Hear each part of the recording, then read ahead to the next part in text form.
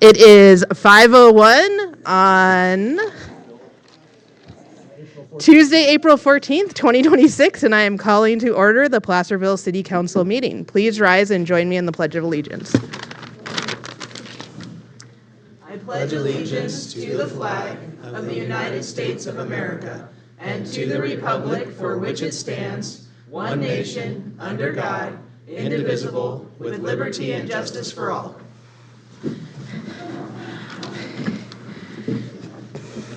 All right, could I get a roll call, please? Councilmember Carter. Here. Councilmember Clarici. Here. Mayor Gottberg. Here. Vice Mayor No. Here. Councilmember Yarbrough. Here. All right, we are going to move on to item 3, ceremonial matters, starting with 3.1, a proclamation recognizing April 2026 as Child Abuse Prevention Month. Whereas every child deserves to grow up in a safe, nurturing, and supportive environment free from abuse and neglect, and whereas child abuse and neglect can have long-term psychological, emotional, and physical effects impacting children, families, and the broader community, and whereas Child Abuse Prevention Month is an opportunity to raise awareness and take action to protect children, strengthen families, and foster a community where all children can thrive. And whereas research shows that promoting protective factors such as parental resilience, social connections, concrete support in times of need, knowledge of parenting and child development, and children's social and emotional competence helps reduce the risk of child abuse and neglect. And whereas the Child Abuse Prevention Council of El Dorado County plays a pivotal role in advocating for prevention strategies, education, resources that help families thrive. And whereas 2,336 reports of abuse and or neglect were made to El Dorado County Child Welfare Services in 2025, of which 137 referrals were substantiated, confirming that at least 215 children in our county experienced abuse or neglect. And whereas child abuse prevention is a shared responsibility, and by working together, we can build a community where every child is valued, supported, and protected because these are our children and this is our community.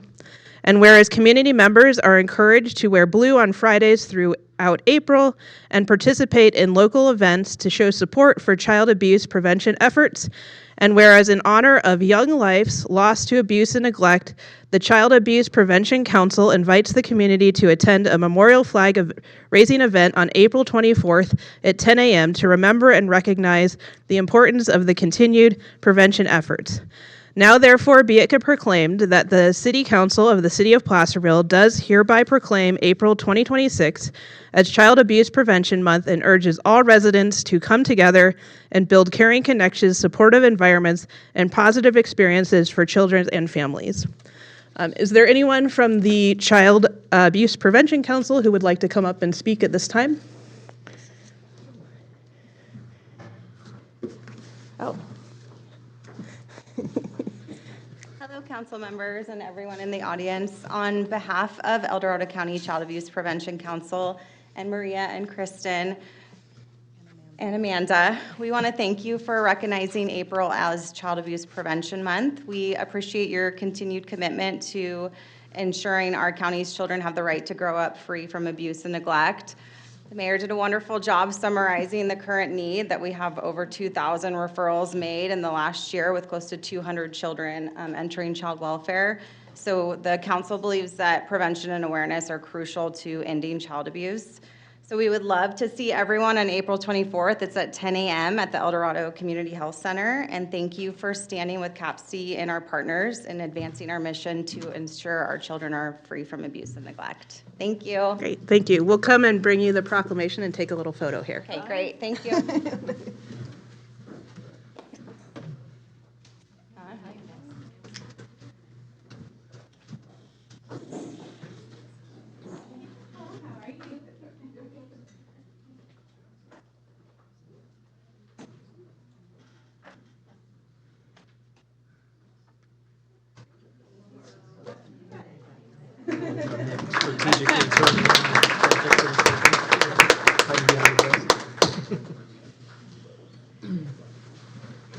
All All right. Would any other members of the public like to comment on item 3.1?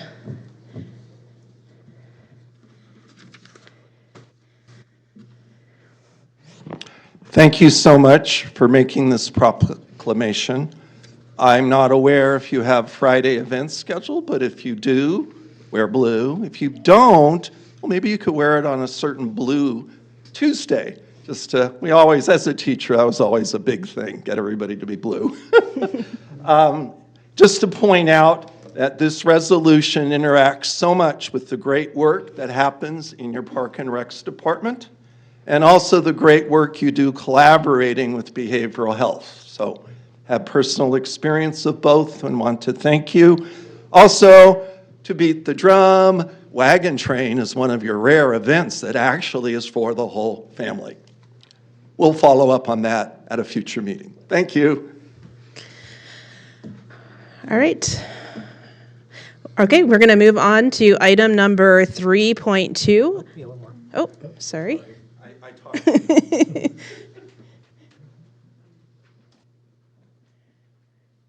My name is Nadia Amin Solis. I am the mother of L, E, D, and A, and the grandmother of A. My children are currently in foster care. I came to speak today to say that not all of the 2,337 children or referrals were accurate, the 137 referrals, 215. You can subtract 3 children from that. My children are in foster care and have been in there 4 times. The first time, I understand, but I understand what I did. I corrected the behavior and changed. That was over 12 years ago, approximately. We are all different than who we were a decade ago. My children are now sad. They want to come home. I want to tell them they can come home, but I don't know when I can say that or even how I would be able to say that, because after the first time, all it takes is an accusation. After the second time, the same thing. Third time, they're looking at it like, oh, you're in the system 2 times before. It has to be accurate. The 4th time, I wasn't even in the country. I was in Canada. So I don't see how they even had any jurisdiction or how I could have abused or neglected my children when they were on vacation, and so was I. Thank you. All right. Are there any other comments on item 3.1? All right, I see none, so we're going to move on to item 3.2. A proclamation of the City Council of the City of Placerville declaring April 17th, 2026 as Natural Connections Day 2026. Whereas El Dorado High School's Natural Resources Program is organizing a Natural Connections Day 2026 on April 17th, 2026, and whereas the Natural Resources Program at El Dorado High School is a 4-year program that promotes problem-solving, environmental stewardship, and community development. The program provides real work experience and curriculum designated to prepare students for college or entry-level employment in natural resource management fields. And whereas the goal of Natural Connections Day 2026 is to create a lively and educational day for the 7th grade students of El Dorado County to learn about current issues in resources management through hands-on activities led by high school students and industry professionals. And whereas current natural resources and Medical Arts High School students have designed and will lead stations for the 7th grade participants that include beekeeping, fire ecology, sustainable food production, water resources, alternative energy, aquaponics, forest management, wildlife biology, outdoor recreation, and wilderness first aid. Professional partners include the El Dorado and Georgetown Divide Resources Conservation District, U.S. Forest Service, CAL FIRE, California Department of Fish and Wildlife, American River Conservancy, Ag in the Classroom, Trout Unlimited, Folsom Lake College Department of Geosciences, and El Dorado Beekeepers. Now, therefore, I, Nicole Gottberg, by virtue of the authority vested me in Mayor of the City of Placerville, State of California, do hereby proclaim Friday, April 17th, 2026 as Natural Connections Day 2026. Is Krista Potter here from the Natural Resources Program? Would you like to come up and say anything? Oh, yes, great. Come on up. You can say what you want, and then we'll take a photo. You can say what you- Good evening. My name is Fiona McCulloch. I'm a sophomore at El Dorado High School, and I am enrolled in the Natural Resources Program. I'd like to thank the council for taking your time and acknowledging Natural Connections Day. We appreciate you letting us speak on this. Also, a thank you to Chief Wren for your guidance composing the proclamation.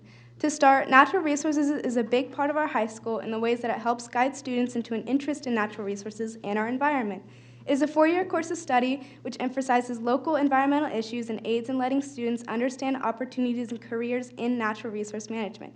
Natural Connections Day is not only a great opportunity to bridge the gap between the middle school and the high school, but also a way to have upperclassmen students in the Natural Resources Program interact with their underclassmen in group environments. We have our freshmen pair up with juniors and sophomores pair up with seniors. We have around 350 7th graders from all middle schools, including 150 from Edward Markham, show up.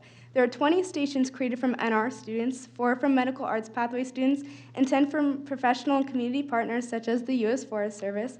Each station has information and an activity regarding a natural resource issue that is important to the students who create it. We have posters regarding aquaponics, bees, wildlife, and more.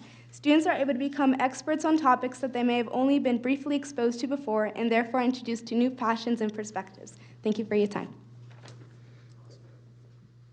Good evening, everyone. My name is Quincy Hartwick, and I also am a part of our program, and I'm a junior this year. I wanted to share one of my favorite memories, which is actually when I was the 7th grader attending this day, and I remember visiting this new campus that I hadn't heard about and seeing all it had to offer, like our orchard, a garden, greenhouse. We have lots of different facilities on our little campus. And I also really enjoyed getting to teach the 7th graders about it the past 2 years and seeing how excited they were to join the program and find out that there was people like-minded that had the same interests and values as them going into high school. This year, my station is going to be sustainable farming, which is actually why I'm in my overalls, because we had a dress rehearsal today, but I'll have a little straw hat and boots. But we're going to have the freshmen go over the poster explaining practices that sustainable farming implements and how that positively impacts, and also how not using these practices can affect our environment. And then after that, the juniors are going to be taking the practices in a hands-on form, where they'll get for a little creative part, decorate their pot, and then create their own soil and plant a non-GMO organic seed that they'll get to take home to help their ideas about natural resources grow. They did such an amazing job. That was awesome. I'm a senior in the Natural Resources Program, and this will be my 4th NatCon. I've been the president of the program for the last 2 years, and I can't express how much the program has made a positive impact on my life. I'll be attending Cal Poly Humboldt next fall, majoring in environmental science and management, because NR has given me this obvious calling to teach, to just be with kids and show everybody how connection and stewardship leads to the conservation of the vital natural resources and beautiful spaces that the Sierra Nevada provides us with. NatCon, it offers a unique opportunity for upperclassmen and underclassmen to come together to create a cohesive project and activity that they then teach middle schoolers, which I don't know if you guys have ever hung out with middle schoolers, but wow, it's a challenge, and we do not hesitate to take it on. Our kiddos, they just express this awesome responsibility for Natural Connections Day. They always rise to the challenge, and it's a point of pride at El Dorado High School. NR is amazing, and it's done so much for me, and I can't wait to see what it'll do for these incoming 7th graders and where these little kids, where they're gonna take it. Yeah, thank you. Thank you so much for the proclamation. It was really thoughtful. Great. We'll come on down and do a picture.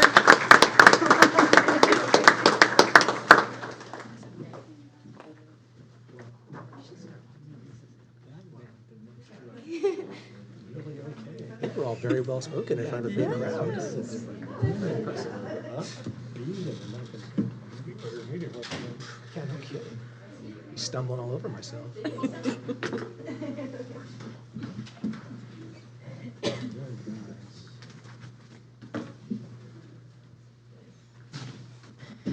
All right. Would any member of the public like to comment on item 3.2? All right. I see one. Try not to bop up, first all the time. Anyway, just a second, wonderful, wonderful stuff. A suggestion, all my grandchildren are in a homeschool nature forest, so, getting the word out, social media and other ways, and happy to share that website. And then, unfortunately, the job growth statistics for this area and overall is around 1%, with a decline based on federal law and changes in our forest, national forest. So I think anything you folks can think creatively, like, spend a day at the mayor's job, just a thought, to get these kids following and staying local would be great. Thank you. Right. Are there any other comments on item 3.2? And I am happy to come and talk to you guys if you'd ever like about environmental consulting. I do water resources work in the state of California, so just send me an email to my city email address. All right, we're going to move on now to our closed session report. City Attorney Abrahimi. Thank you, Mayor. The council did meet in closed session on 2 items tonight. There were 2 public comments in advance of that. The council provided direction to staff on both items. All right, we're going to move on to item number 5, adoption of the agenda. I'll move the agenda. I'll second. All in favor? Aye. Any opposed? None. The agenda passes unanimously. We will move on to item number 6, announcements, presentations to the public. 6.1, brief comments by the City Council. We'll start with Councilmember Yarborough. I have none. Carter? I have none tonight. No. I have none. Clarici? I have one. I was at the planning meeting last night for the wagon train thing that they're going to have on Main Street on June 6th. Nice. Okay, good. I remembered. Anyway, I'm very heartened by it. Good group of people, lots of energy, and so I think it's gonna be really good, and I'm very excited by it. So anyway, I just wanted to share that with everybody. Something to look forward to on the 6th. All right. I will be attending the League of California Cities City Leaders Summit on April 23rd. And during that, I'm going to be meeting with our Assembly member, Joe Patterson. So if there's anything that you would like me to ask him or talk to him about while I have a chance to meet with him, feel free to let me know, my fellow council members and city manager. All right. Would anybody like to comment on our comments here? All right, I see none. So we'll move on to 6.2, introduction of Fire Chief Brad Gates, El Dorado County Fire Protection District. Chief Cordero.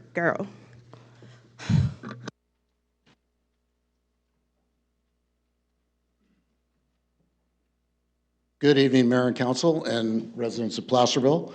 Tim Cordero, Fire Chief for El Dorado County Fire. And as the council is aware, we've been working through an annexation process with Diamond Springs over the last several years. And one of the items that we saw with the many benefits to the agencies combining and joining into one was that Chief Gallagher from Diamond Springs and myself were both eligible to retire.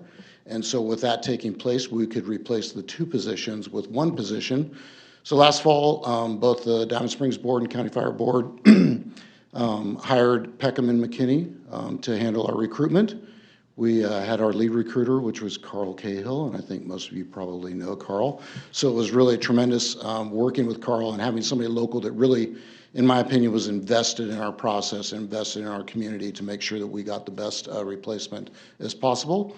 And over the last couple of weeks, we've been transitioning, and it is my privilege and honor to present to you and the incoming fire chief, Chief Brad Gates. And I'll turn it over to Brad. Good evening, council, mayor, and residents. My name is Brad Gates. I'll quick brief history on myself. I started my public safety career 23 years ago in Contra Costa County with American Medical Response. Spent 17 years there promoting through various ranks and ending with an appointment to the FEMA National EMS contract, where I deployed to multiple hurricanes, floods, fires throughout the United States. I later moved on to the state of California's EMS authority, where I served as an agency rep to the State Operations Center, serving Cal OES and multiple other state organizations in mutual aid coordination, policy development, and just operations overall. I was fortunate enough 3 years ago, Chief Cordero offered me a position here within El Dorado County Fire Protection District, and through that opportunity, I stand before you today. Academically, I hold a bachelor's degree in Homeland Security and Emergency Management, a master's degree in Public Administration, and a professional credential from the Center for Public Safety Excellence as a Chief EMS Officer. I do live locally in Rescue, California with my 2 children and my wife. I look forward to serving the community of Placerville, the city of Placerville, serving the council and the mayor, and also the greater El Dorado County itself. So thank you all, and I am extremely humbled and grateful to be here. Thank you. Welcome.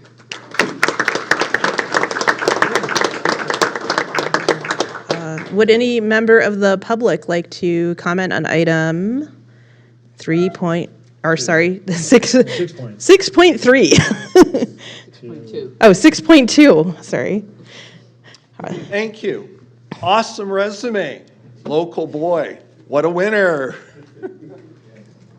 All right, any other comments on our new fire chief? I'm sure we are all very excited and happy to have you. All right, we're going to move on to item number 6.3, receive update from the Placerville Fire Safe Council. Mr. Acuna.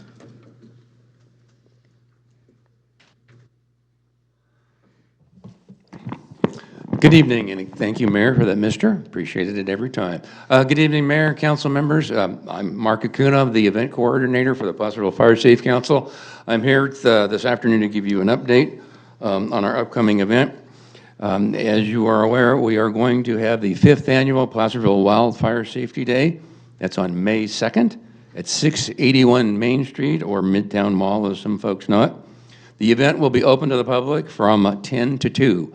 Again, that's May 2nd from 10 to 2 at 681 Main Street. You have a good audience this evening, so I'm hoping that the event gets a plug. A lot of interesting things on your agenda. Final arrangements are underway, working with Dave Warren, Nick Stone, and Dennis Nishihara and their staff to make sure we get all the needed equipment down to Midtown Mall. And I would, at this time, like to invite the mayor and vice mayor to attend a brief opening ceremony on May 2nd at about 9:45. We're also hoping to have Chief Gates and Supervisor Veerkamp just welcome the folks, and the idea is to especially thank all those agencies that are going to be there in attendance. As we all know, everybody's budgets are tight, and yet they're all coming through for us again this year. So, Mayor and Vice Mayor, we look forward to seeing you at that event. Hopefully you're available. With better weather this year, it's our hope that our outdoor displays and a chance to shoot CAL FIRE water at other folks will be a great draw this year. We will again feature the Tribal Fires Hand Crew with their full display on all that's required to actually control and contain a wildfire. And we'd like to thank Shingle Springs Band of Milwaukee Indians for their continued support. This is their 4th year that they'll be with us. The only year they missed was because they were in San Diego training. So they're a longtime participant, and we look forward to having them. Chief Cordero, before you leave, I think you promised us the big ladder truck again this year. That'll serve as our beacon. Our flag will be proudly up at 100 and some feet. 170. 107. 107. Large American flag. Look for it. Inside the mall, final layout is about complete. We have some new agencies, but I'd like to discuss those with you, hopefully at one last visit in a couple of weeks. All of them are ready to provide our event visitors with the current fire information. The status of the very popular wildfire simulation table is in question. CAL FIRE is unable to provide one last year. They were our provider last year. I am waiting on word for a possible substitute from El Dorado Hills Fire Department. They did provide one 2 years ago.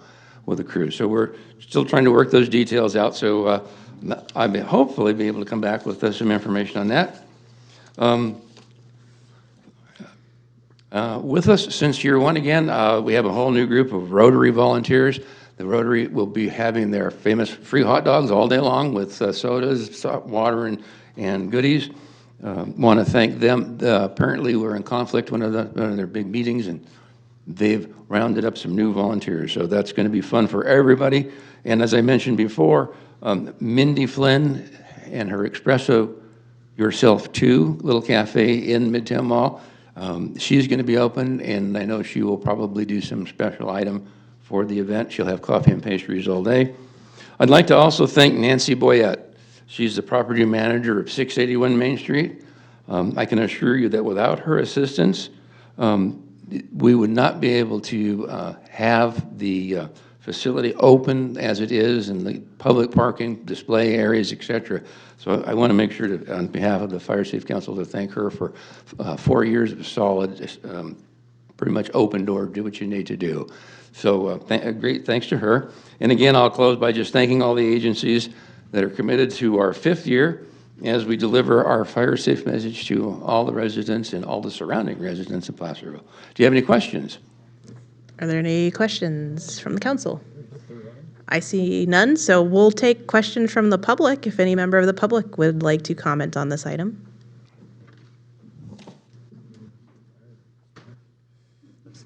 Looks like nobody has any questions or comments from the public either, so. Well, thank you very much on behalf of the entire Placerville Fire Safe Council. Thank you for your ongoing support. We'll see all of you on May 2nd. Thank you. All right, great, thank you. All right, we're going to move on now to our item 7, our consent calendar. Would any member of the council like to pull an item from the consent calendar? I'd like to pull 7.5. All right, so we have a request to pull 7.5. Would any member of the public like to comment on items on our consent calendar with the exception of 7.5?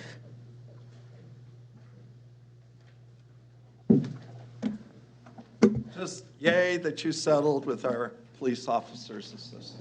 Good job. All right, thank you. Could I get a motion? I will move the consent calendar sans item 7.5. I will second. Could I get a roll call vote, please? Councilmember Carter? Aye. Councilmember Clarici? Aye. Councilmember Yarbrough? Aye. Vice Mayor No? Aye. Mayor Gottberg? Aye. All right, we are now going to move on to item number 8. Public comment, non-agenda items. This portion of the meeting is reserved for persons wishing to address the council on any matter that is not on our agenda, that is within the subject matter jurisdiction of the City Council.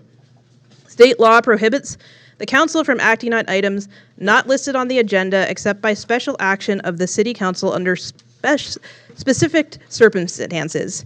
You will be limited to 3 minutes. So if you have something you'd like to talk to us about that is not anyplace else on our agenda tonight, this is your opportunity to do so.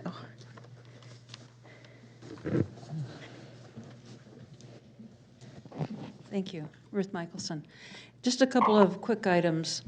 You know, I'm not always here, but sometimes I listen to your meetings. It's a great thing when you have insomnia. No, it's interesting to listen to your meetings. And, you know, there had been a comment about events, and just this is a general comment, that, gee, you seem to, I can't remember, beat a dead horse or something like that, talk about events a lot, street closures and that kind of thing. And I'm recalling back when I started to work on events. I'm luckily retired from doing that, but that was when Terry Zeller had his position.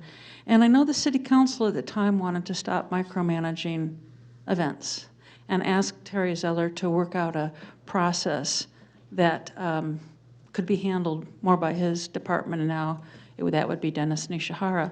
And the system that had come up, which you're all familiar with, is submitting proposals all at a particular deadline date. And I just think process-wise, just generally, if once those submittals are made, if you all, as a city council, in one fell swoop, could once a year, as you do for many other items once a year, just approve events, then there wouldn't be this repetitive need to be looking at them, unless, of course, there was some change from the proposal. So I hope you follow what I was just saying. Thank you. The other thing I wanted to say, as a merchant, Placerville Art Gallery, 352 Main, just something I'd like you to start thinking about for this coming fourth quarter. I know it's far in advance, but it's so frustrating that the third floor parking lot, and I've spoken to some of you individually, on the weekends, November and December, is like a ghost town, the third floor leased parking.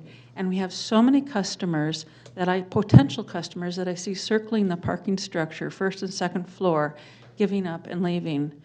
Maybe they find parking and maybe they don't, but I'd really like for us to find a solution that we could set aside some spaces for those who are truly there on the weekend leasing, like merchants, and open up at noon on weekend days to customers. I know that I'd spoken to the city manager who said he was really looking at the whole parking situation, and I know you've recently raised the amount of the fees for tickets. And I would hope that part of that overall looking at it, you would consider this concept of opening up the third floor. It would really help us merchants. Thank you. All right. Would anybody else like to talk to us about something that is not on our agenda tonight? All right. I only have one more, I should say. This is part of the two. So I have some concerns about the agenda. They're really deep and technical. I've been here before and complimented this city as a city that could. Wasn't aware that you ran your own sewer system back then. And again, I would like to thank your office staff. I'm trained, my degree, public administration. I know behind your wonderful staff over here and up there is some awesome people. And they handled my concern, and I just want to do a shout out. Not sure what the solution will be, but that's the best thing, is they're going to get creative. So thank you so much. We did address item 2 earlier, and I do urge you to put it on the internet or somewhere. Curious minds would like to know. And just a shout out to the police department. I'm sure everybody's aware that free speech activities which occur at our courthouse are ramping up again.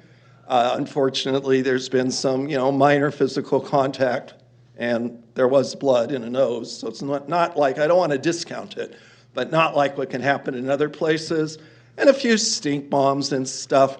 And you're just blessed with the police department you have and their whole idea of de-escalating. I couldn't ask for a better group of peacekeepers. Thank you. All right. Are there any other comments on non-agenda items? All right, I see none, so we will go ahead and move on now. Oh, I guess 8.2, did we have any written communications? No, Madam Mayor. All right, we are going to move on to item number 9, items pulled from the consent calendar. So we will be doing item 7.5. Sure, I will allow you to talk on non-agenda items. Sure. Hi, Jack Devin with Moonlight Tours, local merchant, local like everyone else. You mentioned how you're going to be meeting something or another Patterson. Yes, Joe Patterson, our assembly member. Where does he live? Is he local? I do not know his address, but. Well, no, I don't mean that. Well, yeah, he's required to live in the district. Soon. I am one of the members for the Golden History Association. If you could, please, I'll even write the letter if you want or something. Can you invite him to this year's wagon train? It is something that I personally hold in my heart and have been going to for a long time. And so just asking him, hey, do you want to come here and be a part of this, I think would just be pretty cool. So you don't know unless you ask. So that's why I'm bringing it up, is to ask you to ask him. Okay, yeah, I'm happy to ask that or invite him. All right, we will go ahead and go back to item as pulled from the consent calendar, which is item 7.5. I just wanted a separate vote on this. Yeah. So I don't know if we need to do any more on that other than I'll read it. Second reading and adoption of an ordinance to zoning ordinance amendment 2503, Title 10, Section 10-4-17, sign regulations to allow regulated A-frame sandwich board signs in the commercial business district zone and finding that the project is exempt from CEQA.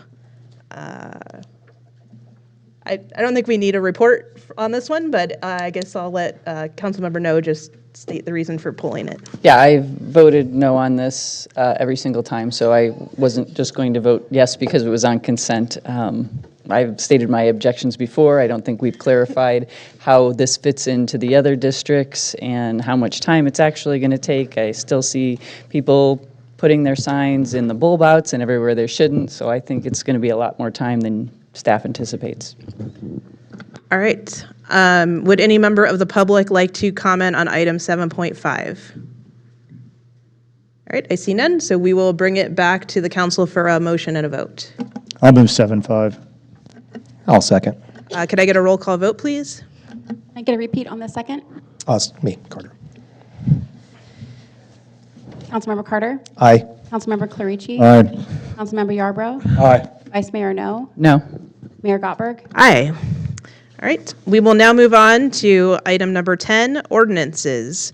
10.1, Planning Commission recommendation regarding General Plan Amendment GPA 26-01 and Zone Change ZC 26-01 to apply the Housing Opportunity Overlay to 201 New Morning Court and adoption of a mitigated negative declaration. Ms. Kendrick.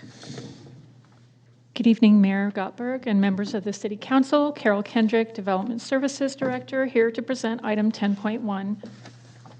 This action simply applies to the city's existing housing opportunity overlay to change the general plan and zoning from commercial to commercial housing opportunity overlay.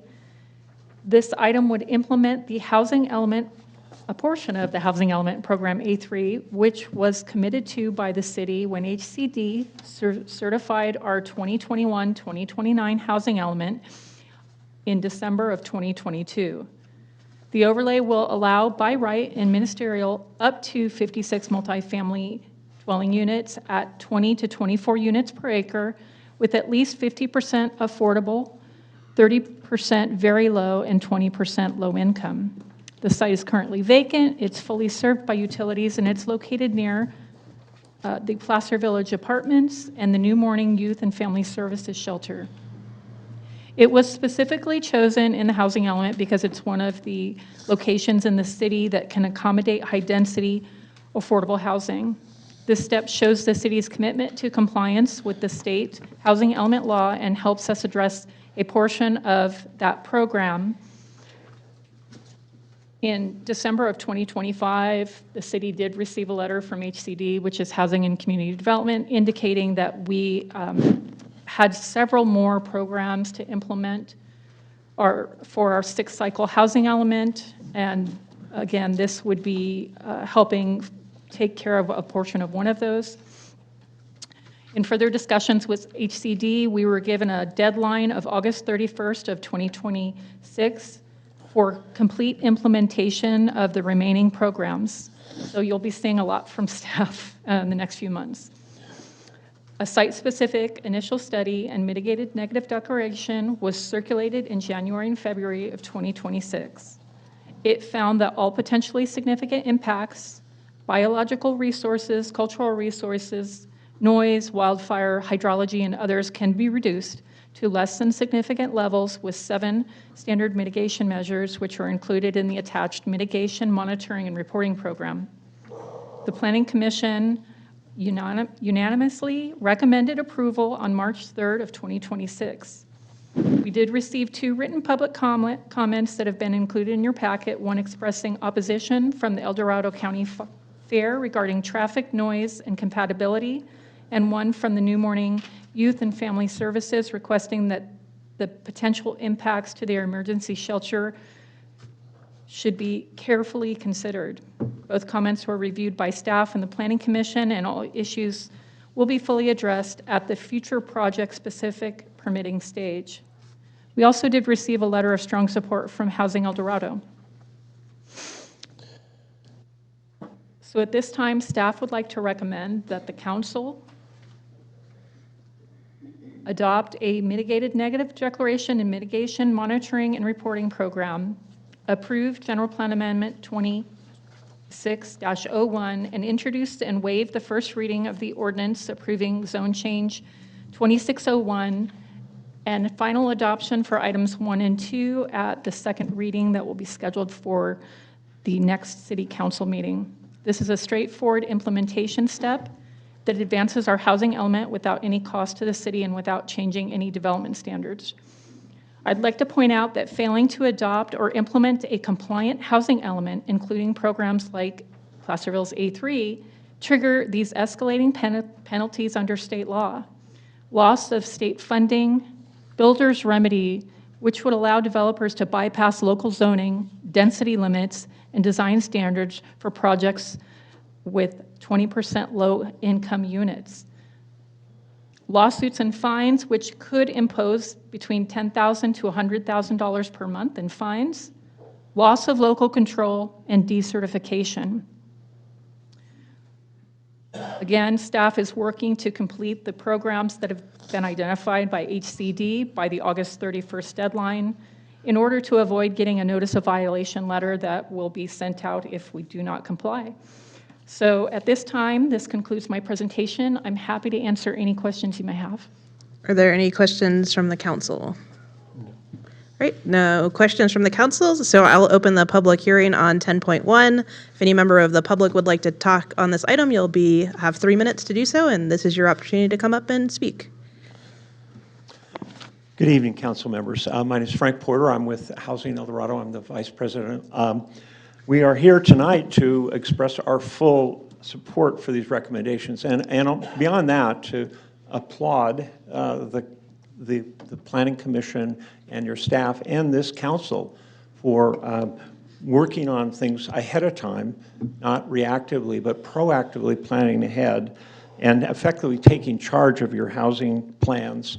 Some of the penalties that were mentioned are fairly easy to avoid if you plan ahead and think ahead. And your council has done that. You've been commended because not all jurisdictions are doing this. And you're planning ahead, delivering housing to meet the needs of all of your residents. The thoughtful and diligent work by the Planning Commission and staff is a continuation of the smart, proactive, advanced planning that has resulted in the city of Placerville successfully meeting your regional housing needs goals and ensuring that you meet the resident needs for all of your residents. And so we wholeheartedly support these. We applaud your work, and thank you for taking control of your future to some degree, to a large degree, by taking this kind of step. Thank you.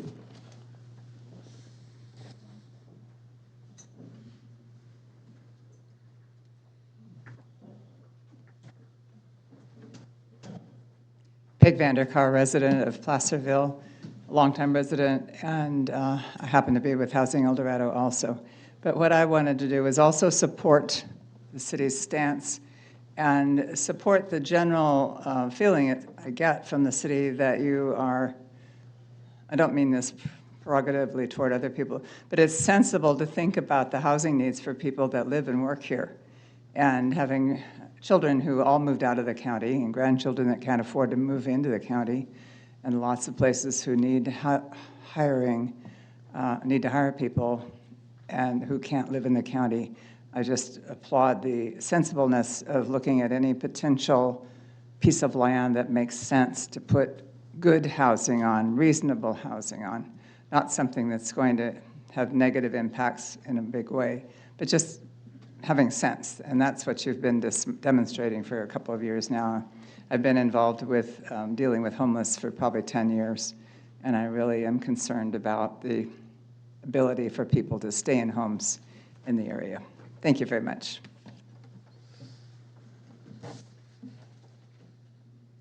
Good evening, Council. Kathy Dunkak, El Dorado County Fair. I'm here to speak to the Council about thoughtful planning with regards to the New Morning Project I attended the Planning Commission meeting last month with my board president and immediate past president regarding this parcel. We did ask the Planning Commission not to approve the residential overlay. A few things that were said during this meeting I found troubling. Our board president asked the commission how many had personally been to or seen this parcel. One person had actually seen the parcel.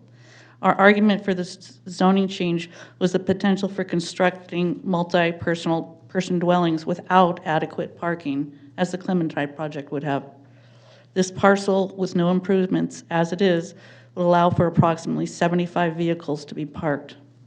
If you construct an apartment complex, there will be virtually no parking available. The lack of parking is the fairground's biggest struggle and liability, and projects that could cut into our already limited parking are undesirable. City staff did due diligence during this meeting, advising the commission, as well as they just did at the council, the potential for fines and reduction in state funding if the city does not continue to keep its RENA numbers up. However, in my limited research, I am finding the numbers are more than adequate. I hate to think that our city planners and our council are functioning from a place of fear and not from common sense. I have met with the owner of this parcel, who is a wonderful person, and I know she supports the fairgrounds, but she's also a businesswoman who has invested, and she is ready to reap her projects. Moving forward, I simply ask this council to be thoughtful when considering projects that may affect the fairgrounds, which has been there since 1939. We had an independent accounting firm prepare an economic and fiscal impact report for the fairgrounds for the year of 2024. Approximately $90,000 in sales tax was generated just for the city that year. This is not counting hotel tax, county sales tax, jobs that were created, etc. Additionally, in the year of 2025, our local nonprofits raised well over $3 million through fundraisers held at the fairgrounds, and these funds go directly back into our community.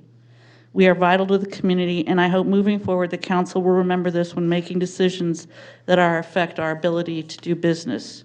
Without jobs, we don't really have a reason for people to need a place to live. Thank you.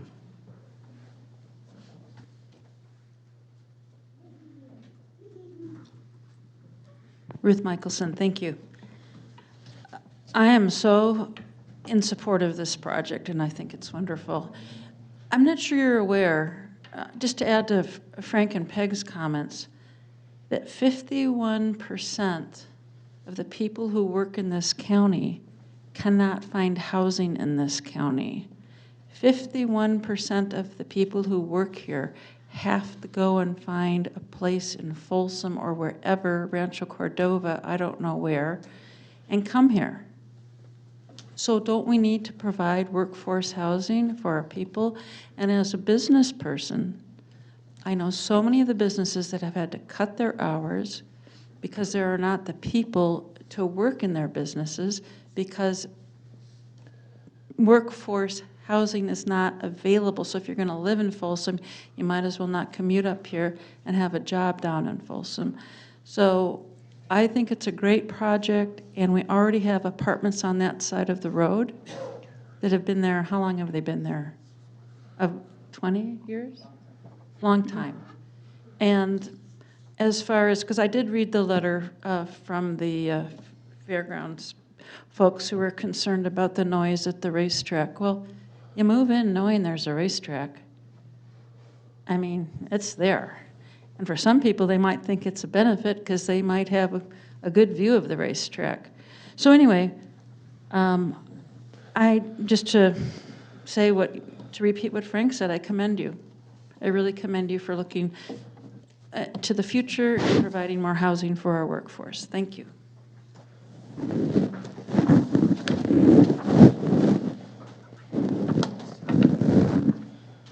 Good evening. My name is Amanda Carrillo.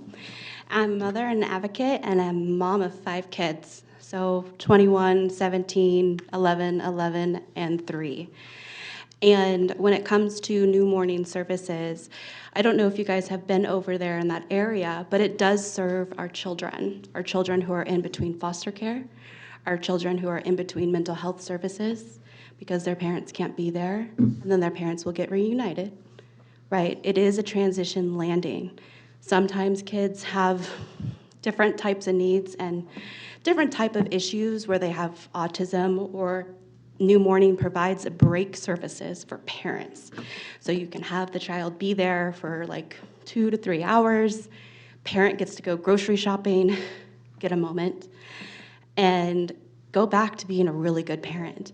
So when we think about these services of New Morning and taking a building where our children are at, and I would say the county's most vulnerable, we've already moved the juvenile hall up to Tahoe.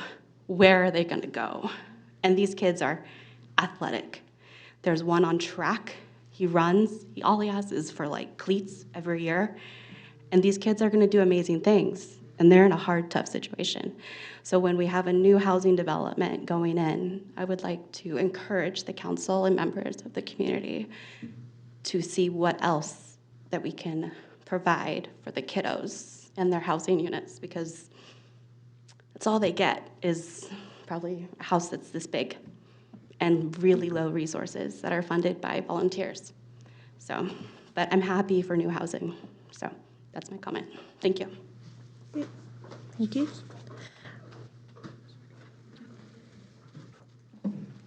As I've shared before, I'm a student of good government, and to me, you're being presented a master's level decision. It's gone through many iterations, and I hope that you have a really robust conversation, because I agree with everybody that spoke. But you're hearing some are in favor, some are not. And I have managed 65 workforce housing units, and keeping the neighbors happy is like the biggest thing. And you already have 2 neighbors that have concerns. There's language that you're going to mitigate the noise, but I know that can be a range, and that range gets more expensive. So if there's a need for a full sound wall, you may need to get creative. And then the fairground also has concerns, and I just hope you can somehow address all those things. And if I understood the staff report correctly, you have a little bit of time. And so if you can't show a master's level outcome in a short amount of time, then perhaps giving direction to staff, have a little bit more dialogue, because I'd love to see 100%, especially among the neighbors, because to me this isn't NIMBY. These are folks that are cautiously asking you to take consideration of the impact. Thank you for taking my comments. All right, are there any further comments on 10.1? All right, I see none. I'll close the public hearing and bring it back up to the council. Are there any comments from the council or motion? If no comments? Well, first, I'd like to say, it's not a project. Everybody keeps saying this project. This is an overlay. It's not a project. We can't discuss many of these points because there's no proposed project. That's what I just want to clarify that. I was going to echo those sentiments also. I mean, a lot of these concerns that we have, the time to address those concerns is going to be when we have a project, or even if we have a project submitted for that property. And so I totally understand the concerns that are raised.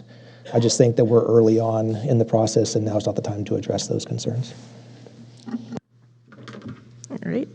Would anybody like to make a motion? I'll move it. I'll move staff recommendation. I'll second. All right, I have a first and a second. Could I get a roll call vote, please? Councilmember Carter? Aye. Councilmember Clarici? Aye. Councilmember Yarbrough? Aye. Vice Mayor No? Aye. Mayor Gottberg? Aye. All right, we're going to move on to item number 11, public hearings. 11.1, consider approving the 2026 water and wastewater rate study prepared by Bartle Wells Associates, the bi-monthly water rates and drought water rates recommended by Bartle Wells Associates effective April 16th, 2026, the pass-through of any wholesale water rate increase from El Dorado Irrigation District to the city's water rates as allowed under California Government Code Section 53756. A limitation on taxpayer water leak adjustments to one billing period once every 2 years, effective April 16th, 2026. A 2.5% credit debit card convenience fee effective July 10th, 2026. The bi-monthly wastewater rates recommended by Bartell Wells Associates effective April 16, 2026, and eliminating the vacant home sewerage charge discount program effective April 16, 2026. Mr. Warren. Good evening, Mayor Gottberg, members of the council. Apologize for the long title. There's a lot to consider. So I know this is the third iteration of these rates you've seen, so I'll try to keep my comments brief. First of all, community outreach, just going to review that, what we did, reaching out to the public about these rates, the proposed rates themselves, the Proposition 218 procedures, and next steps, and as well as question and answer period. So why the new rates? We must establish rates that cover the cost of operating and maintaining the sewer and water systems over the next 5 years. I want to emphasize the last increase we had was back in 2022, and the Consumer Price Index has increased by over 8% since that time. So as far as community outreach, excuse me, in January 22nd of this year, we held a rate workshop. That was followed up by a council meeting on February 10th, where we presented an optional rate reduction to the city council, and you directed us as staff to issue a Proposition 218 notice, and that was mailed on February 25th. And then we also sent out a frequently asked questions list on with the March 10th utility bills to our customers. So. And just to emphasize the difference in our operating costs versus our project costs, sewer and water rates essentially pay for just the operating costs, while Measure H and L pay for the project costs, so for infrastructure, so those two sales tax measures. And then jumping into the rates, we have Michael DeGroot from Bartle Wells. He's the VP for Bartle Wells, and he'll review the water rates. Good evening. So the water enterprise is essentially a self-supporting enterprise, which means your rates need to be set at a level to fund the cost of the service. And you can see here on this slide the breakdown of where each dollar goes. So 43 cents of the dollar goes to personnel, 33 cents goes to supplies, and this includes your purchases from El Dorado Irrigation District, which is your sole wholesale water provider. 16 cents goes to overhead, 5 cents to services, and 2 cents to equipment, debt service, and other expenses. And every dollar goes back into providing the service. So this slide shows you graphically your revenues and expenditures.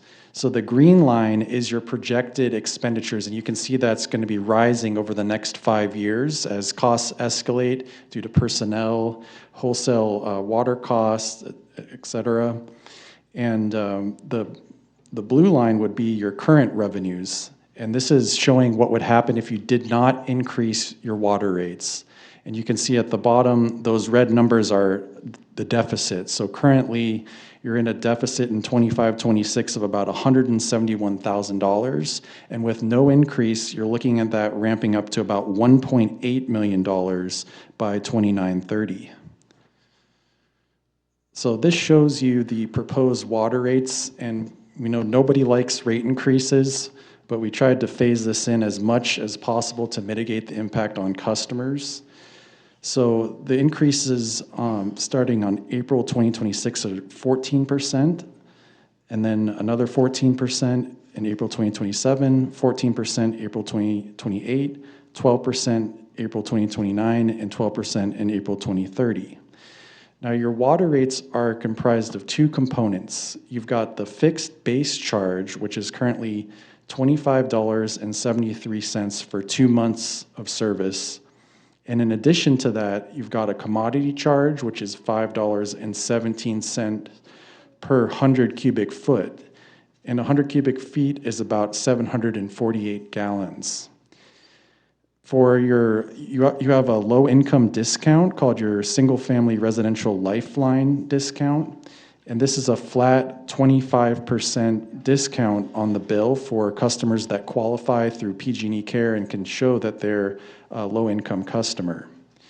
So the base charge would go from $25.73 to $29.33 on April 2026, and then gradually increase to $47.82 in year 5. And the usage charge would go from $5.17 currently to $5.89 in the first year, up to $9.61 per 100 cubic foot. Next slide. So what will it cost? This shows you the bill impact on a typical single-family residential customer using 1,200 cubic feet in 2 months. And so in the first year, the increase would be $12.29 for 2 months of service for a typical customer, and the low-income discount customer would go up $9.22 for 2 months. And you can see in year 2, it would go up $14.01 for 2 months for the regular customer, and then by year 5, it would go up by $17.48. And the low-income discount customer would go up to $13.11 in the final year. So how do you compare with your neighbors? So the good news here is we did a regional survey of the water rates, and the average for the region currently is $143.69 for 2 months of service, and you're well below that at $87.77. So even with this first increase, you'll be going to about $100 for 2 months of service. You're still going to be well below the average today. And another thing I'd like to point out is on the bars, you can see the dark blue is the fixed portion of your bill, and the light blue is the volumetric. And one good thing you can see here is that Placerville is heavily volumetric, which means your customers have a large control over the amount of water that they use and therefore what they pay. Next slide. So now I'm going to talk about the sewer rates. So just like the Water Enterprise Fund, every dollar goes back into providing the service, and this shows you a breakdown of where your dollar is going. And so you can see that for every dollar, about 40 cents is going to personnel, 18 cents to services, 10 cents to supplies, about 1 cent to overhead, and 32 cents to debt payments, equipment, transfers, contingencies, and other. And so for a sewer, you can see this is heavily fixed costs. Looking at the personnel and the debt payments, that's already 72% of your budget. Next slide. So this shows you, just like for water, the revenues and the expenditures. So that green line is your projected expenditures over time as we're projecting new positions and additional operating costs. And then the blue line is your revenues if you did nothing.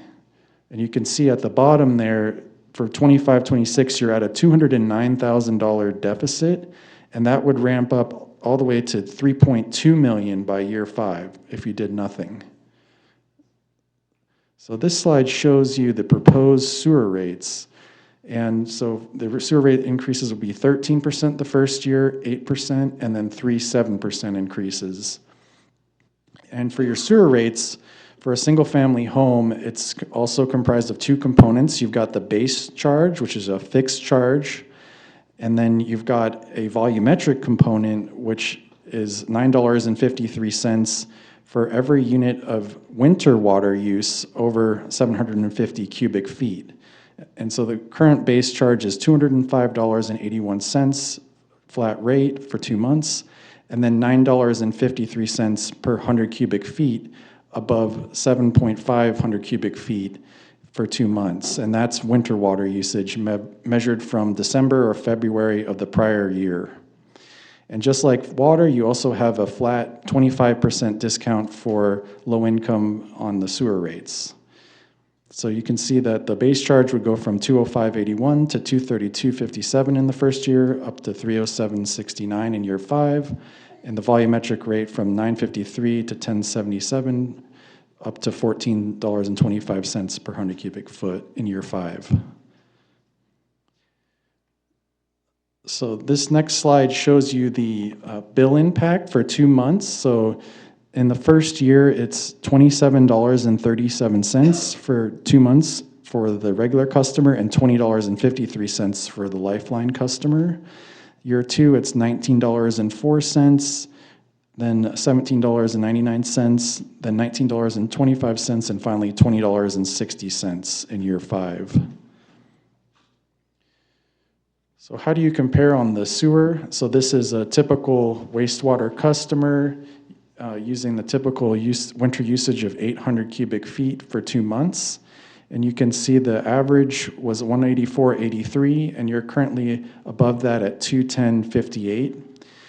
And then that would go to 237.96 in the first year. So you're a little bit higher than average on wastewater, but much lower on water. So as a whole, you're pretty much in the middle of the surveys when you combine them.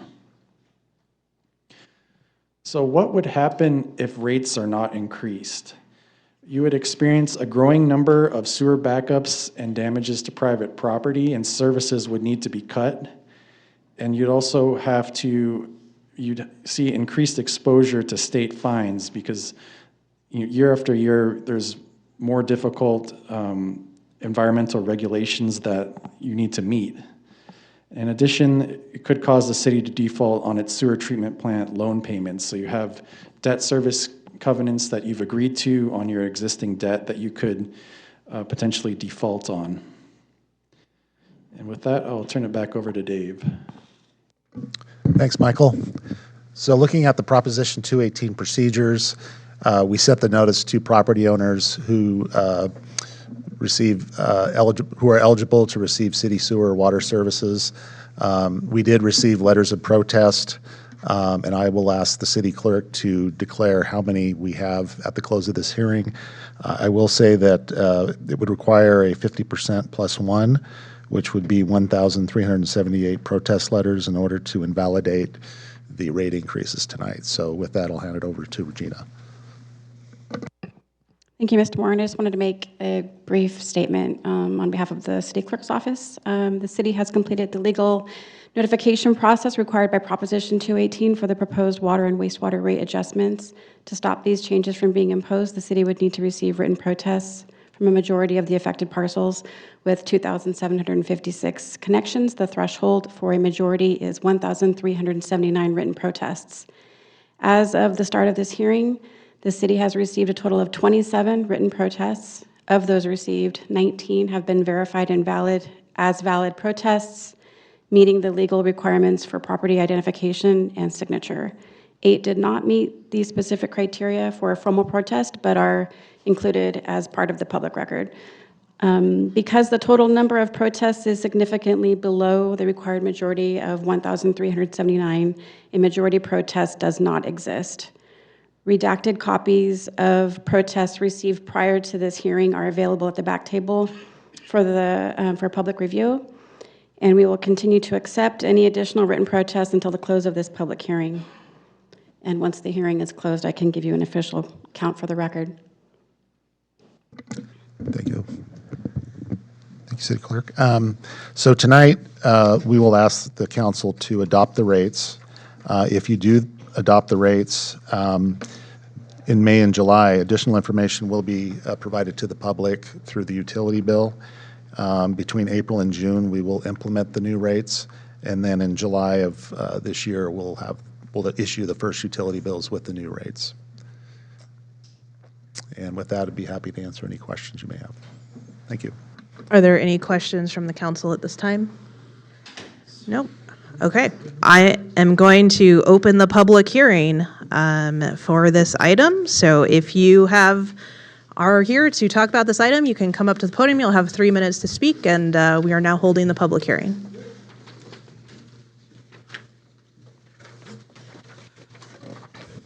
Good evening, City Council. Sue Rodman, Placerville resident and customer of water and sewer. Placerville has an obligation to deliver water to us that is safe to drink at a cost that reflects the actual cost to deliver that water. Like any business, when suppliers raise the cost to the city, there is no choice but to pass through these increased costs to customers. The city's water rate increases mirror the increases incoming from its supplier, EID. My opinion is that limiting how often customers can take advantage of the city's very generous leak detection and repair policy is a needed step to keep water rates fair for everyone. The same goes for the credit card surcharges.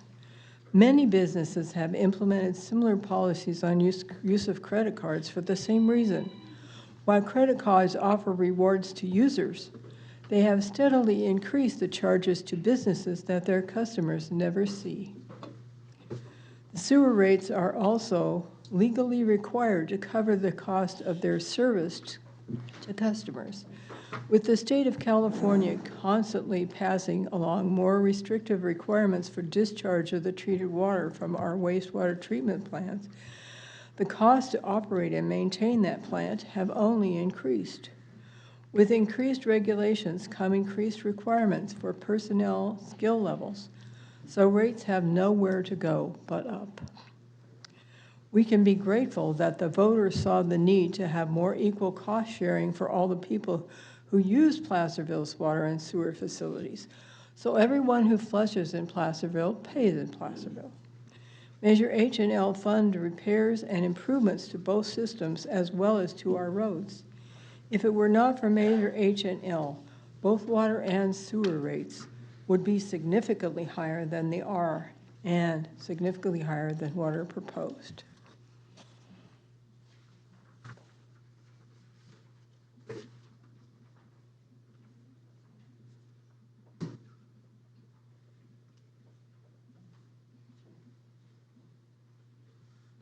My name is Harmony Dancer. I recently moved back into the city last year. And I know you can't change anything for me, but I need you to know that all the disabled seniors, our income is $14,400 a year. Our increase this year was $25 a month, which we lost the very next day. We have been going in the hole deeper and deeper every single year for the last, 10 years.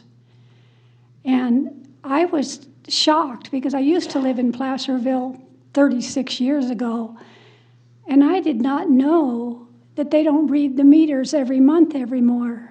I did not know that I'm being charged by what previous people used at that house, which was a woman and her 3 daughters. I am the most water conservative person you will ever meet in your whole life because I spent 35 years on a well, and you get real careful. South County, a lot of wells go dry. But the point being is that every dollar I have to spend more on utilities now, I had no sewer fees out there, had a septic tank, and with a few repairs, my water was free and organic. And now I'm really great at conserving electric. That's not my problem. But I'm being charged for water I don't use. And according to what I heard today, I will never catch up because the rates are going to increase to go up. But we get a 2% increase per year. And by we, I mean all the disabled seniors and all the seniors on Social Security. A lot of them, their Social Security isn't even as much as my disability insurance. There are people living on less than $10,000 a year Social Security.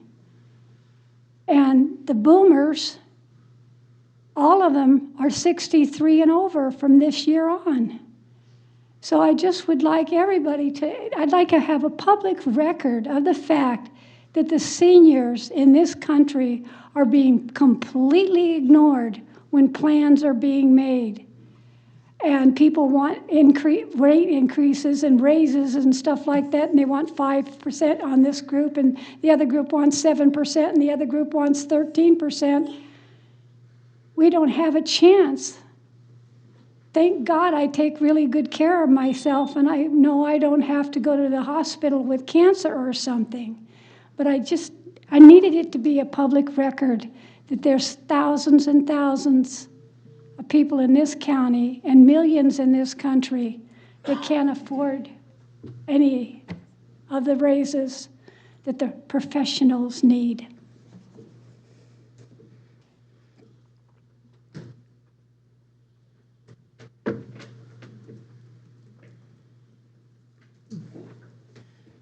Yeah, just briefly, Ruth Michelson. So being a property owner, a business owner, I pay the fees. I'm not a resident, but I do own my business, and we use so little water. And I know that the water comes from EID, right? And I just want to go on record that I have followed EID, and I think they have really mismanaged things.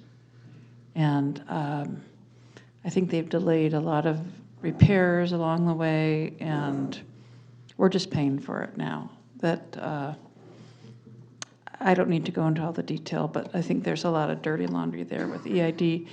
And also, we use such a minimal amount of water.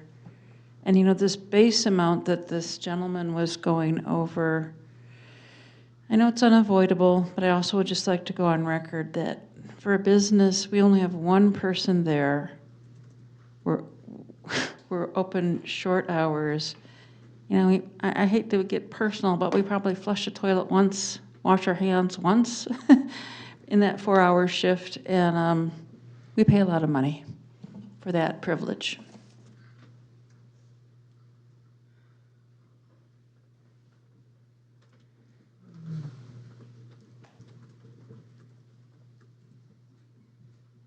Hi, Kirk Smith at Placerville. I was going to comment earlier about affordable housing, but I wanted to avoid that disclaimer about I'm speaking in my own capacity, which you already knew. And besides, you already knew about those issues. But it really is relevant here because as Ms. Michelson pointed out, 51% of the people who live here, who work here, can't afford to live here. And if there was more affordable housing, who had more users of water, those costs for water and sewer would be spread out. And you know the problem's pressing, because when I grew up in Lake Tahoe had a small airport. Now it's no longer Cessnas, they've got private jets, multi-million-dollar jets, people coming into big, huge estates.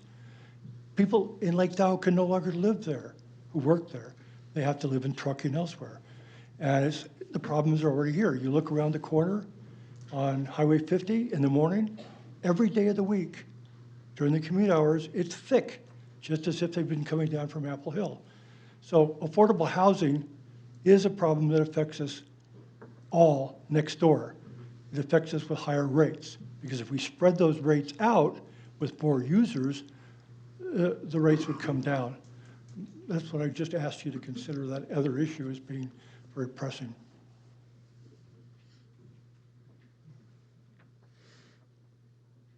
Are there any? Hi, thank you. My name's Tim Durbin. I'm a resident of the city of Placerville.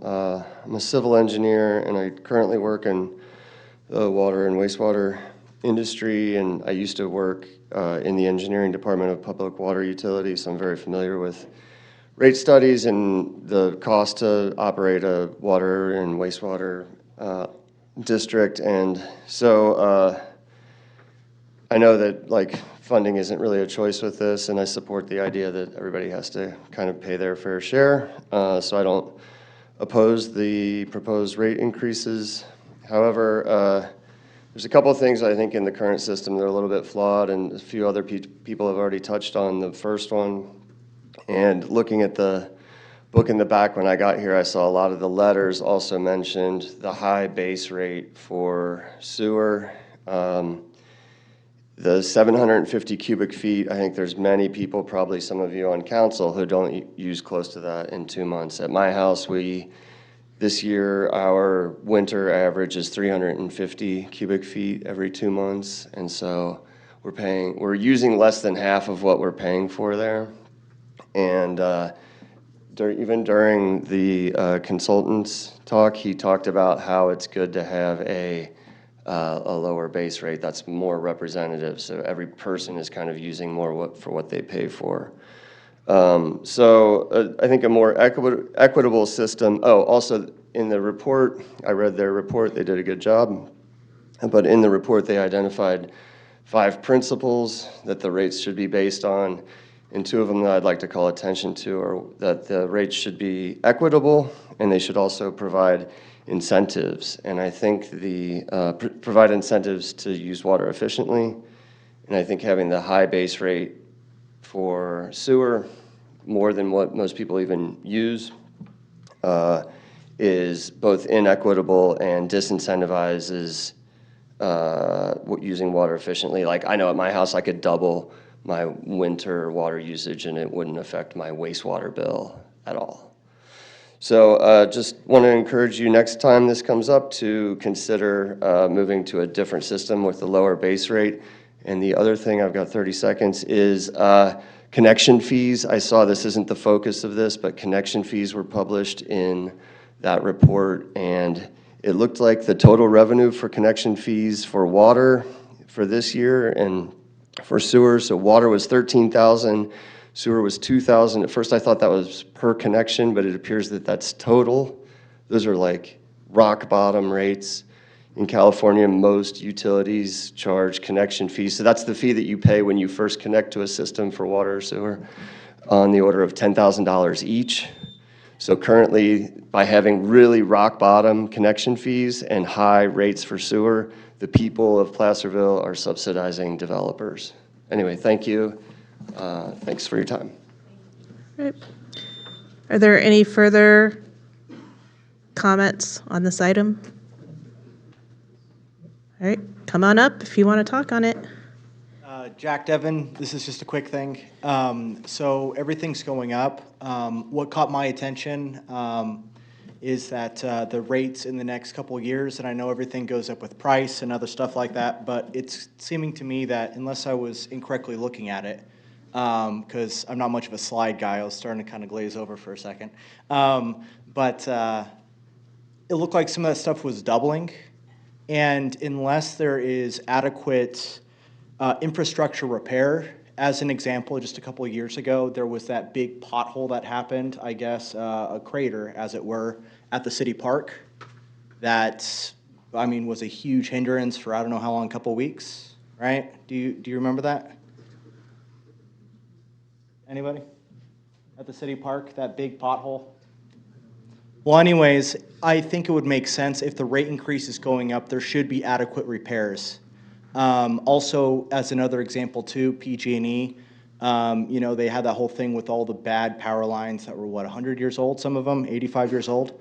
So, you know, as things go up, I feel like in such a way it's kind of going to push the middle class out. I'm still figuring things out. I think I'm middle class. It's hard to say these days.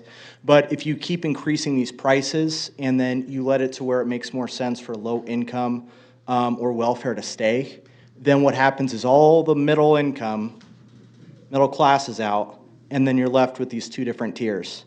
And so I'm just, you know, if you want to keep this community together, I feel, I love this community. It's a big part of who I am. My family's here. They've been here forever. Certain things like that, improving where we live, and it makes sense for where the money should go, to me, should be a part of that equation, especially if it's going to be doubling in the next couple of years. Otherwise, you know, I think people are just going to not like it very much. I don't like it enough to come up here and say this. So something worth considering. Thank you.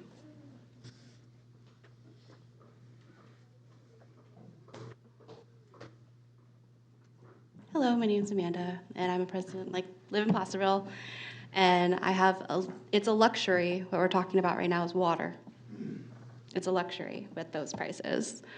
You can buy a fancy glass of water full from Australia for those prices. With a family of 5, there's showers and there's bathrooms, right? But also there's families that don't have the luxury of having a shower for 30 minutes after they get home from work. With the prices that high, they will have to tell their kids, that's a 5-minute shower. And telling kids who are in middle school, 5-minute shower, it's gonna be really hard. It puts a lot of strain on families. So yes, water is going to be a crisis in the next 5 years and 10 years. We need to be creative and come up with new alternative ways to find water and structure that water for people of all of us, because it affects the seniors, the veterans, disability, and our children. Thank you.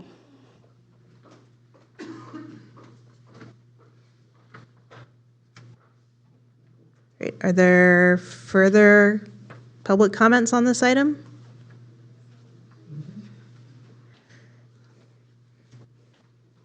I feel like it's moot because what did you get, 29 letters?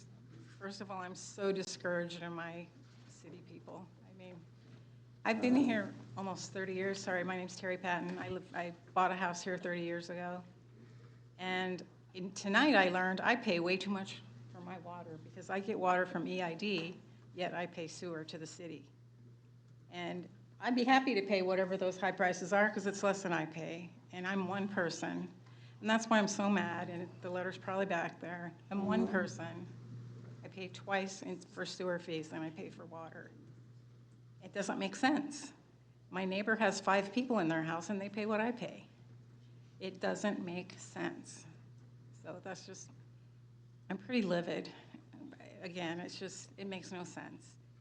I moved here, I just do what I do. I signed up for whatever. I don't understand why I live in Placerville, but I pay EID water, but I have sewer from the city, and some people have water from the city, and I don't understand any of it. It doesn't make a difference, I guess. Anyway, sorry, I'm just so frustrated because $305 or whatever it's going to be is a lot of money from the 150, or no, I pay 205 now, 205 every 2 months, but my water bill is only 100 every 2 months from EID. And I say only, but now I see what the city people are paying for, I should be saying. I don't know. Anyway, sorry, I'm just not used to speaking in public too, so thanks for listening.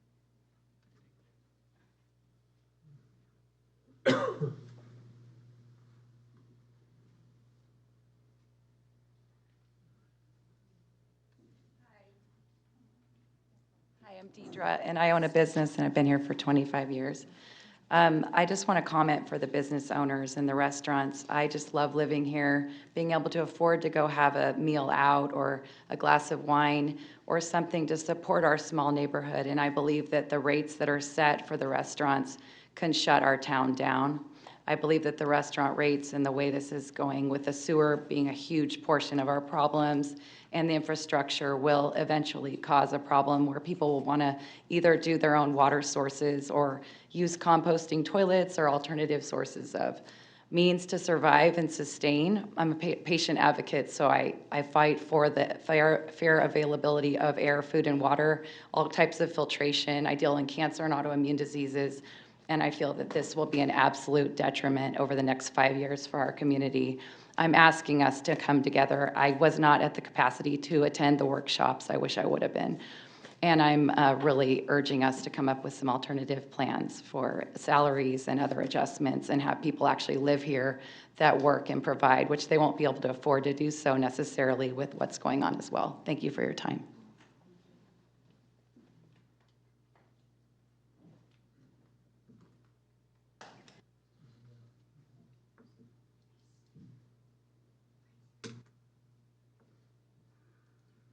Hi, my name is Mike Bottom. I'm a resident of Placerville. When I look at the water increases over the next 5 years at 70%, it's ridiculous.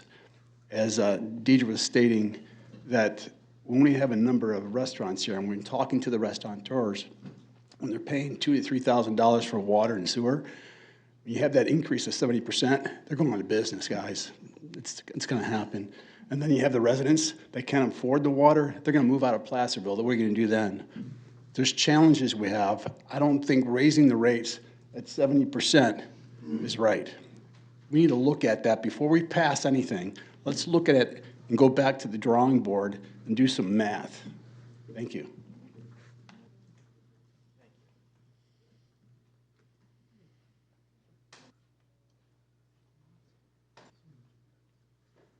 Adolph Zerke. I live in the city of Placerville, and I wasn't really coming prepared to speak, but I'm hearing what people are paying. something's wrong with my place. I pay between $400 and $600 every 2 months. I don't have a large use. Something's got to be wrong with my meter. I had a leak. It went over $2,000, and they only credited me half of the overage. So, and I can't take a shower and flush the toilet at the same time. So something's wrong with this stuff. I shouldn't be paying over $600 every 2 months. Something's wrong with the meter or something. It's me, my wife, my brother-in-law, and one child. And so something's got to be looked at. I'm going to have to go down and talk to them because I pay way too much. And if it goes up 70%, I'm going to fall behind. But something's wrong with your infrastructure.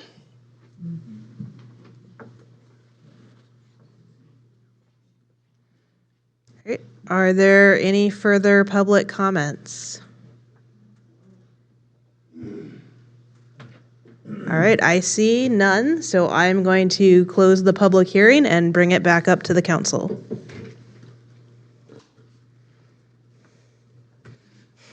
I know, where to start. None of us like this, none of us at all. And 17 years ago, I was sitting in those seats where you were, yelling at the council about the same things, not understanding, being upset, so I get it. Yes, that's when I started becoming involved in city politics, paying attention to our budget, finding out how things work, finding out all the things that I didn't understand how things worked, and it is really frustrating.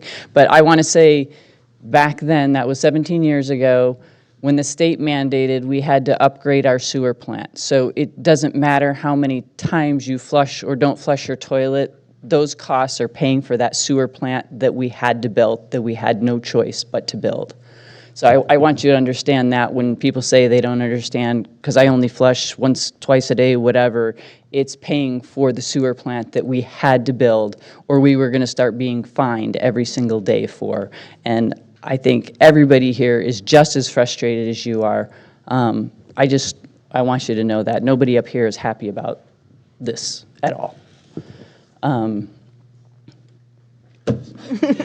right, that starts it. Go ahead. Yeah, I will say this is, these types of things are it's the worst part of this job. There's two important things for us to consider. One is that both of these funds are already in a deficit this year. And it's only going to get worse if we don't do something. And so obviously, it's a major problem that has to be addressed. And the second one is everybody up on this dais is going to pay these rates also. And so, we're not exempt from it. And yeah, it sucks. It makes it very expensive to live in Placerville, especially our sewer rates. That's where we're really getting hammered. But as Councilmember just mentioned, that that is because of that sewer treatment plant and our economy of scale. It makes that a very expensive piece of equipment. So those are the two things that are really driving this whole scenario.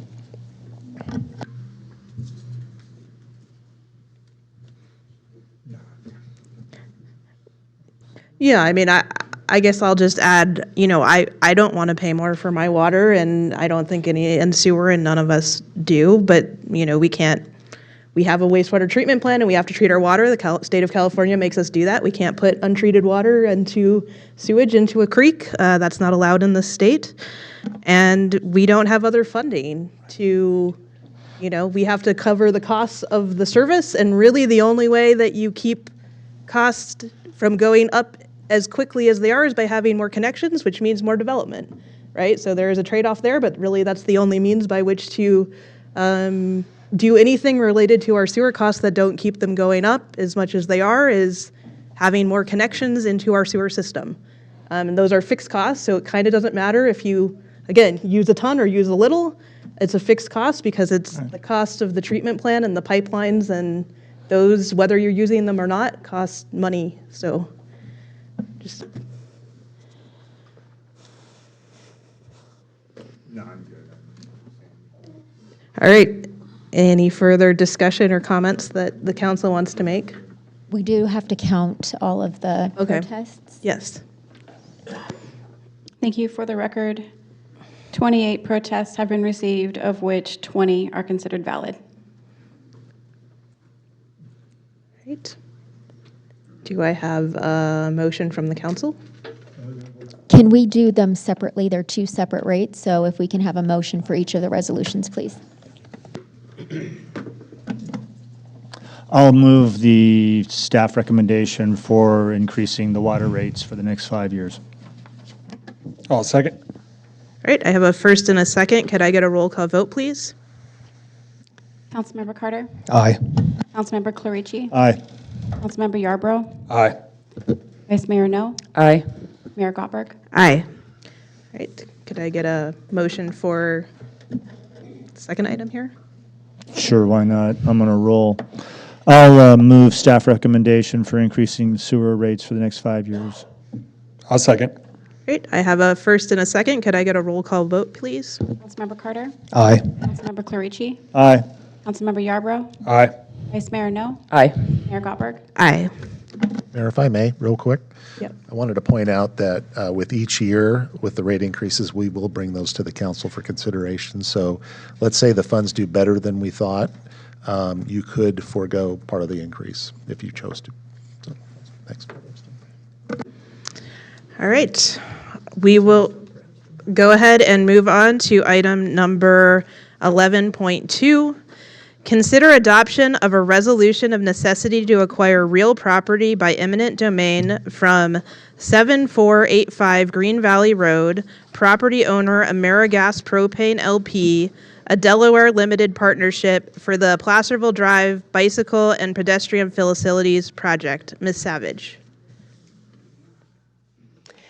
Thank you, Mayor and council members. The purpose of the public hearing this evening is to receive direction from the City Council as to whether the city should use eminent domain to take private property from 7485 Green Valley Road for public use for the Placerville Drive Bicycle and Pedestrian Facilities Project, which is CIP 41816. Natalie, next slide, please.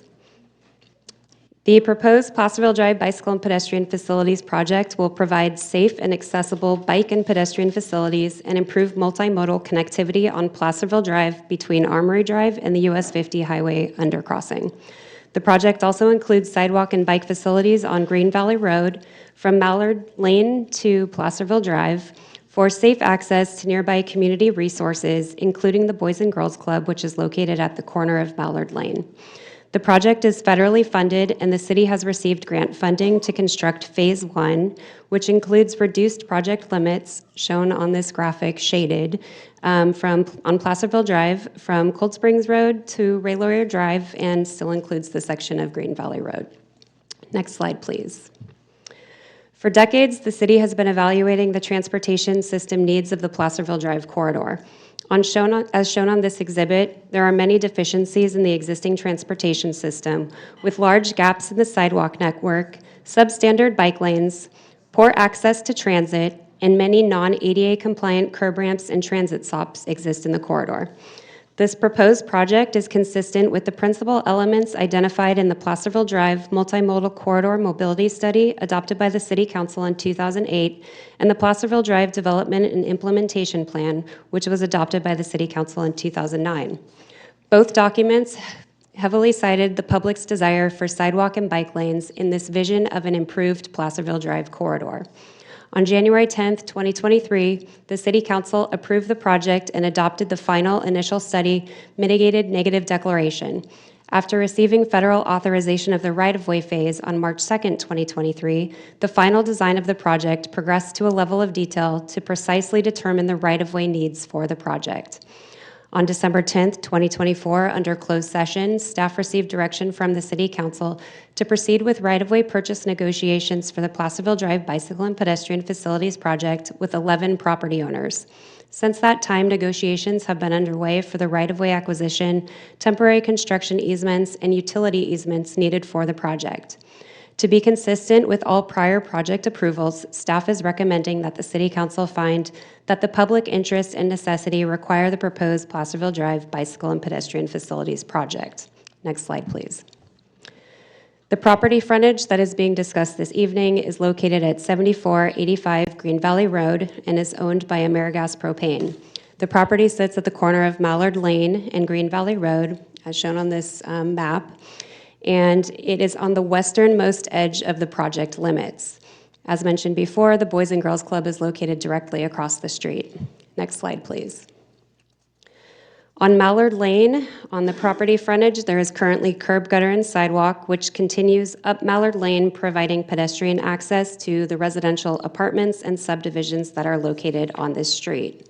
Next slide, please. On the Green Valley Road side of the property, there is only curb and gutter. As you can see in this photo, the existing sidewalk ends right at the intersection corner. The existing property line for the property in question is approximately located on the gutter line. Next slide, please. So further along the property frontage, this is a little bit further away from the corner. There is a driveway entrance into the site. As you can see on this photo, the site is fenced in, and there are 2 gates which serve access to the site. Next slide, please. So this exhibit shows the proposed project improvements on the Green Valley Road frontage at 7485 Green Valley Road. As you can see, the proposed curb, gutter, and sidewalk would connect to the existing sidewalk where it currently ends at the intersection corner on the left side. In order for the city to construct the proposed sidewalk behind the curb and gutter, a fee acquisition of 2,356 square feet is needed. Natalie, if you could flip back to the last slide, please. Along this driveway access area, the proposed project will be performing conform paving between the new sidewalk and the existing fence. It's a standard commercial driveway entrance, and the fence and gates would be protected in place, so the work is just happening within that paved area, which is in front of the fence. In order for the city to construct the proposed driveway conform paving, a temporary construction easement of 3,310 square feet is needed. The temporary construction easement also encompasses the landscaped area, which you can see to the left edge of the photo. The project is proposing to replace all of the landscaping within that area. All of the work within the TCE, the temporary construction easement, will be performed by the city's contractor at no cost to the property owner. During the preliminary engineering phase, the project design consultant evaluated 3 different alternatives for Green Valley Road. We looked at adding sidewalks on both sides of the street, sidewalk on just the north side of the street, which is the AmeriGas side of the street, or sidewalk on the south side of the street. Given the constraints of the existing narrow roadway, it was determined that sidewalk would only fit on one side of the street. And since the existing sidewalk on Mallard Lane comes down from the east side of the street, a sidewalk on the north side of Green Valley Road was determined to be the most appropriate to provide one continuous sidewalk path of travel without forcing pedestrians to cross the street. The selected alternative is what is included in the project's environmental document. There is no way to construct the sidewalk as designed without the acquisition. Staff is recommending that the City Council find that the acquisition of property from 7485 Green Valley Road, as described in the resolution of necessity, is necessary for the project. Additionally, staff is recommending that the City Council find that the project is planned or located in a manner that will be most compatible with the greatest public good and least private injury. The City Council is being asked to consider the adoption of a resolution of necessity to acquire real property by eminent domain. The power of eminent domain is used by the City of Placerville only as a last resort to obtain interest necessary for a project. In this case, an offer of just compensation was made to the property owner for the full fair market value of the property interest sought to be acquired as determined by an appraisal. A first written offer was sent to the property owner on May 6, 2025, and staff is recommending that the City Council find that the offer required by Section 7267.2 of the Government Code has been made to the property owner. Since sending the offer, the project's right-of-way consultant has been in contact with the owner and attempted to negotiate a settlement in good faith and will continue to do so throughout the process. To date, these efforts have been unsuccessful. On March 26, 2026, the city mailed the property owner a notice of intent to consider the adoption of a resolution of necessity to acquire the property by eminent domain. The notice informed the property owner of this hearing to be held this evening. We received confirmation that the owner has received the notice, but I do not know if the owner or a representative is in attendance this evening. The fair market value of the property sought to be acquired is not an issue, and the amount of the city's offer is not a matter for consideration this evening. The city needs to acquire the property to certify the project and construct the proposed improvements. Compensation issues will be resolved through the eminent domain process after the adoption of any resolution of necessity. At this time, staff is recommending that the City Council adopt a resolution of necessity and authorize the city attorney to initiate eminent domain proceedings to acquire the property interest described in the resolution of necessity. That concludes my report, and I'm happy to answer any questions. Are there any questions from the council on this item? I just want to reiterate that we did have verbal conversations. At one point, they said they were going to move forward, and we're at the point that we are now because they simply won't respond at all. It's not that they're against it, they just won't respond. We've been doing this for a year. This project's in jeopardy of moving forward. It's the final piece of connecting the Boys and Girls Club to the sidewalk for the rest, and we just have a company who just simply won't respond.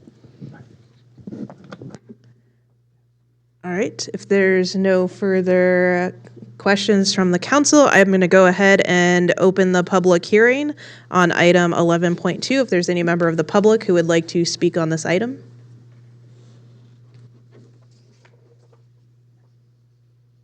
All right, I see none. So we are going to go ahead and close the public hearing and bring it back to the council.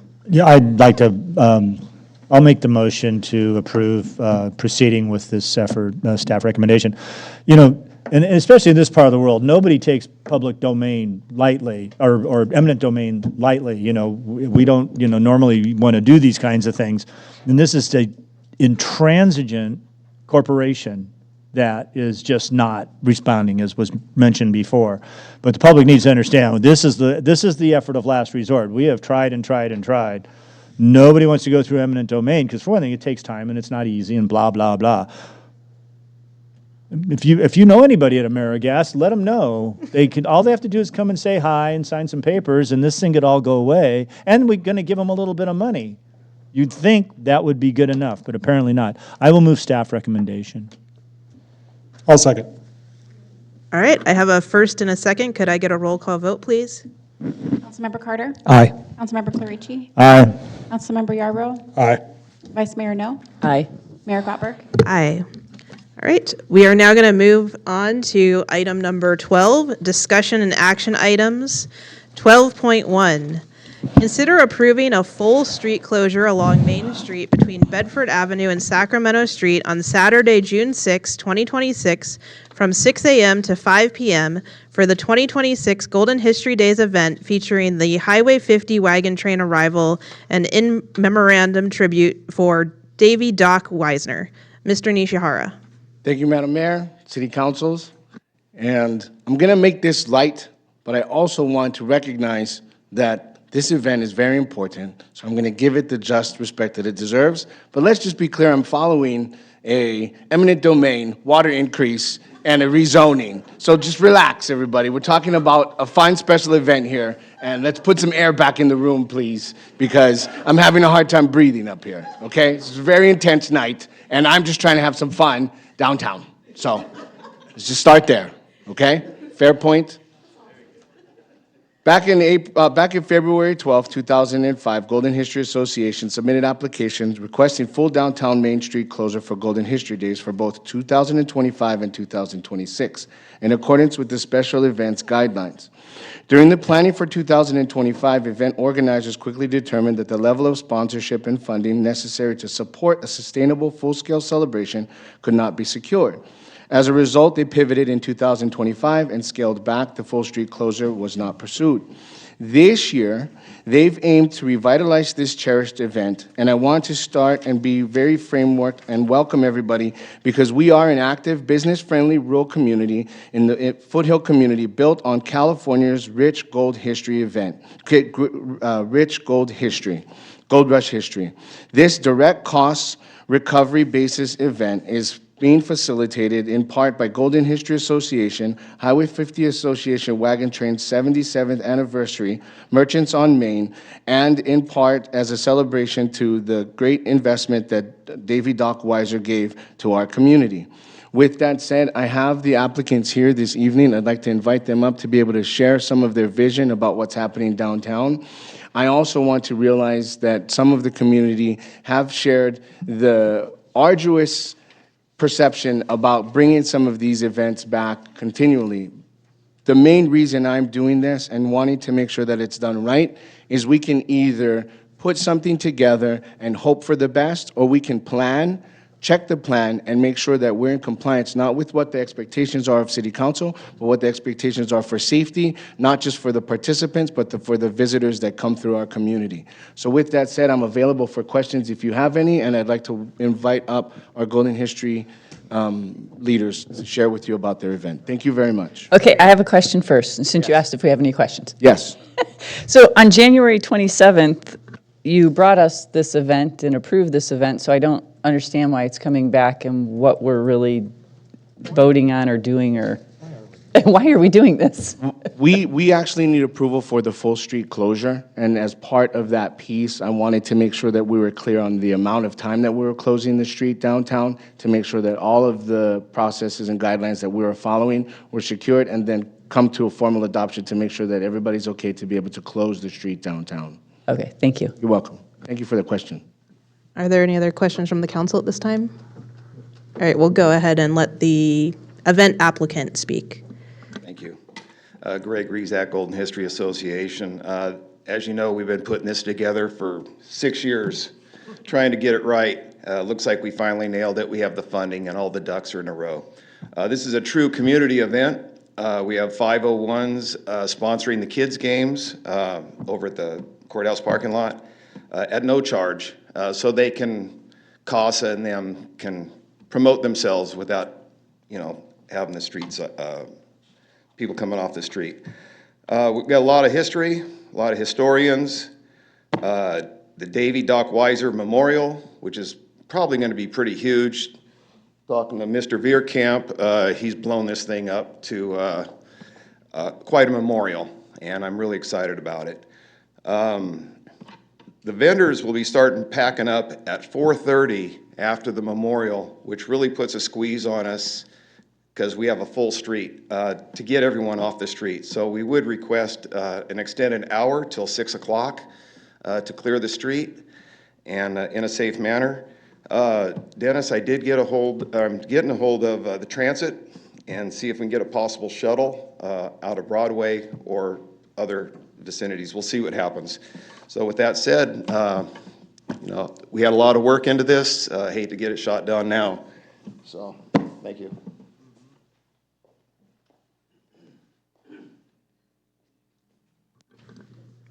Are you still as part of the? Yes. Okay, applicant. Okay. Yes, Doug Veerkamp, you're a local grading and paving contractor, and now apparently the funeral director too. Well, somebody had to do it and take it on. And it's only fitting that this will occur during the wagon train. So I'll just read it to you real quick here of what we're proposing. A memorial service would be held for Davy on Saturday, June 6th, the day the wagon train arrives on Main Street during Golden History Days. Davy will arrive in a custom handmade pine box, riding inside his horse-drawn hearse. Teamster Jeff Shin will have the reins, followed by his infamous horse-drawn Weiser Overland stagecoach. Teamster Josh Buellert will have the reins. Doc Weiser will be the wagon train's grand marshal posthumously. The service will commence at the bell tower on Main Street at approximately 3:30, or whenever the wagon train pulls out after a brief stop. Bring your lawn chairs and prepare to spend about an hour or so as we give Davy Doc Weiser a special send-off commemorating his final ride down Main Street. There will be a guest book for you to sign, and please write down your favorite special memory with Davy. That'll be part of his obituary that'll be coming out in the newspaper soon. Any questions? All right. Thanks, Doug. Are there any questions from the council of the applicants? All right, I see none, so I'm going to go ahead and open this up for public comment.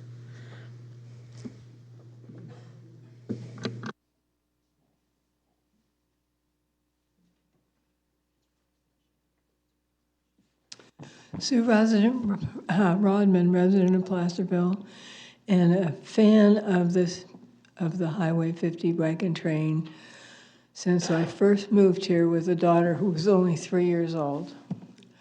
We rode in Davy's stagecoach on Main Street down Stagecoach Alley.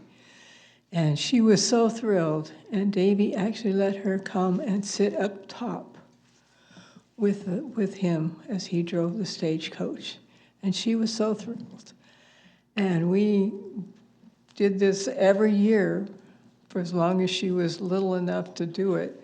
And when she hit high school and then went off to college, then she didn't come for the wagon train anymore. But it's a special memory, and I still appreciate the wagon train. I think it's an absolutely wonderful thing we do. It's one of the best things to relive the history of Placerville.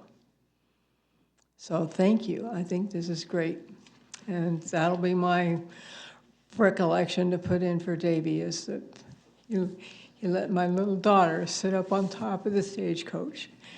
She was wide-eyed. She just absolutely was thrilled.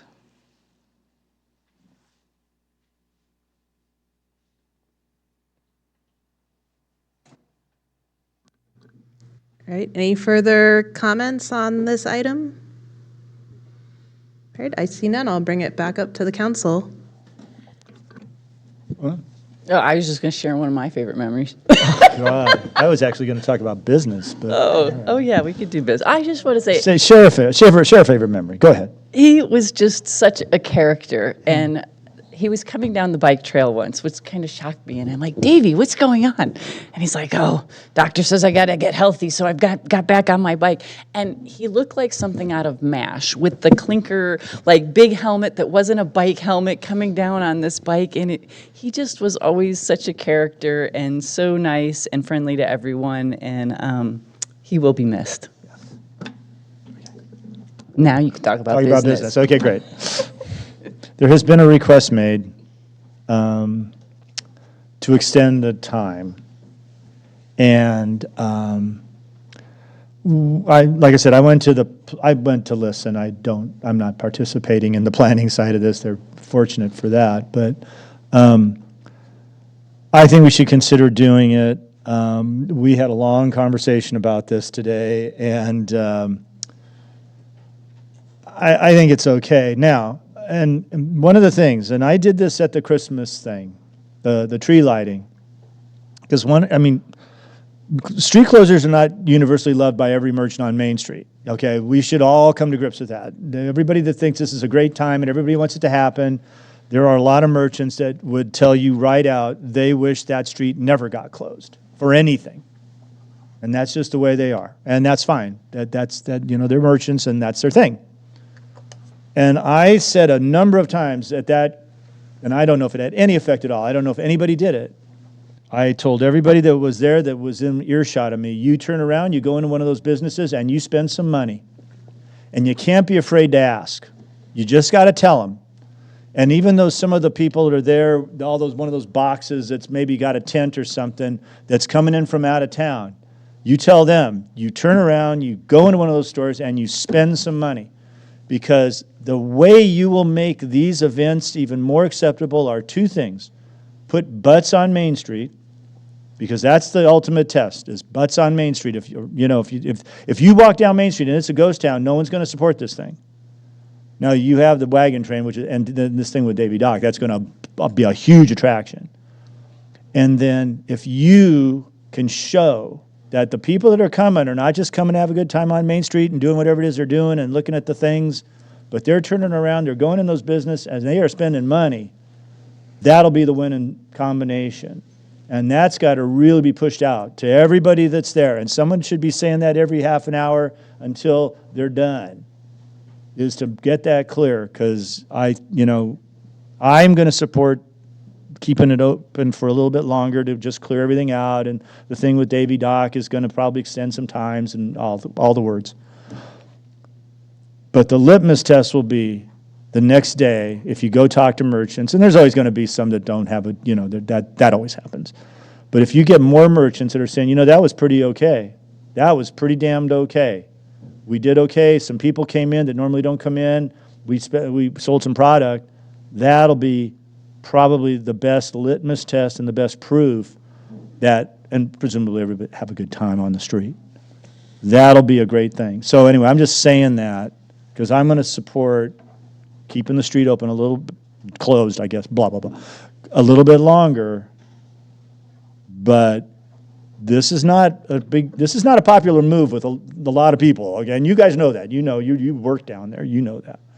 So I'm going to propose that. And since I've made a whole bunch of motions, you have some more comments and questions. Go ahead. I just want to say, realize this is the Saturday night dinner rush. And so when we're staying open, we're really cutting into those dinner time businesses and their stuff. So, I'm going to support it, but I'm going to say, please wrap it up as fast as you can so that they can put the butts in their restaurant seats. Right. And tell them to go, when on the microphone, hey, go get a meal somewhere. Go turn around and put yourself in there and put a crowbar in your wallet and spend some money, because that's what you got to do. That'll be the difference.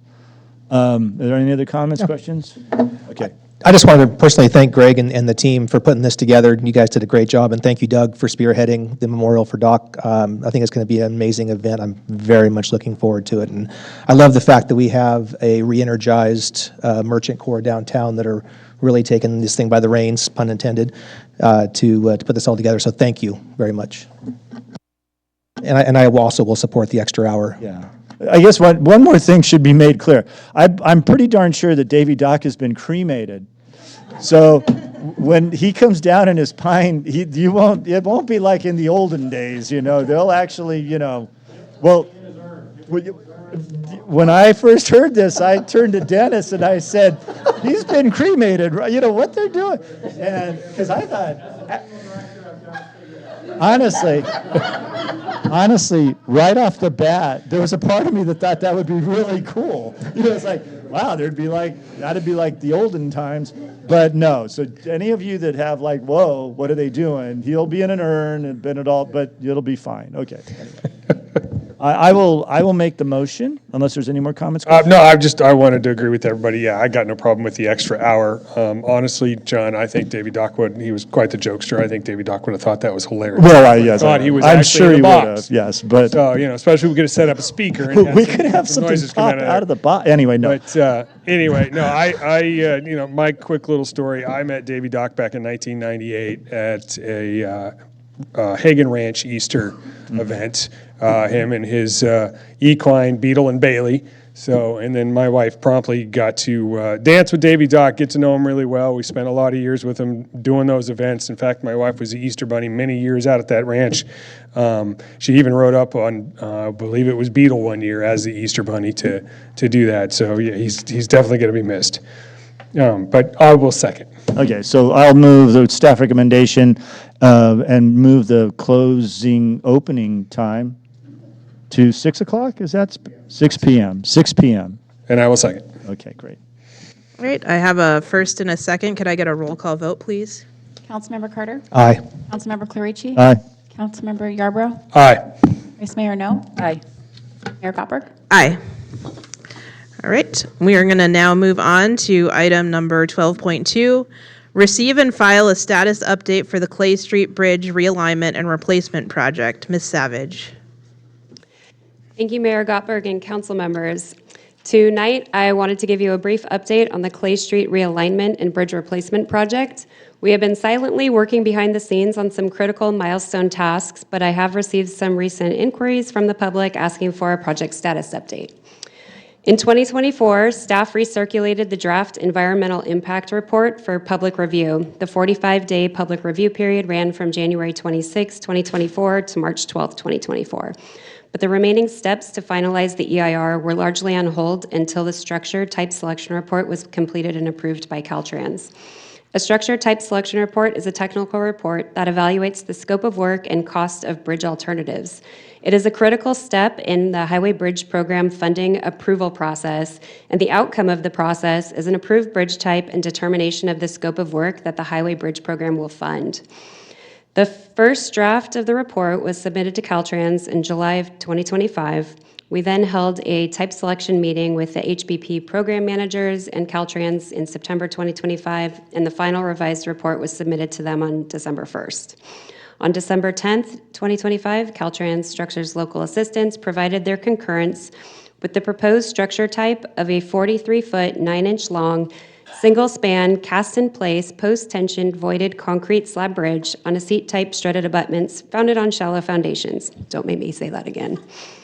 The concurrence also included that a concrete barrier currently proposed as type 85 SW needs to be MASH compliant, and certain details of the bridge barrier must be approved by SLA, which is the Structures Local Assistance Group, during the final design phase. Once Caltrans SLA provides their concurrence, there can be no further changes to the fundamental bridge design. So we can't eliminate sidewalk on one side of the street. We can't add width to the bridge. That is the determined bridge that they're going to pay for. On January 22nd, the HBP managers provided the HBP eligibility and agreed that the Highway Bridge Program will pay for the following items. All bridge construction-related costs, the construction of the parking lot work, which includes the Ivy House parking lot, we're splitting it into two as proposed, and the 2 proposed retaining walls along the creek on both sides of the bridge. The proposed work to relocate the creek viewing area will be paid by HBP, as well as the realignment of Clay Street up to the crosswalk at Main Street. However, all of the construction work proposed on Main Street and Cedar Ravine and within the intersection will be considered non-participating project costs and must be funded by local funds.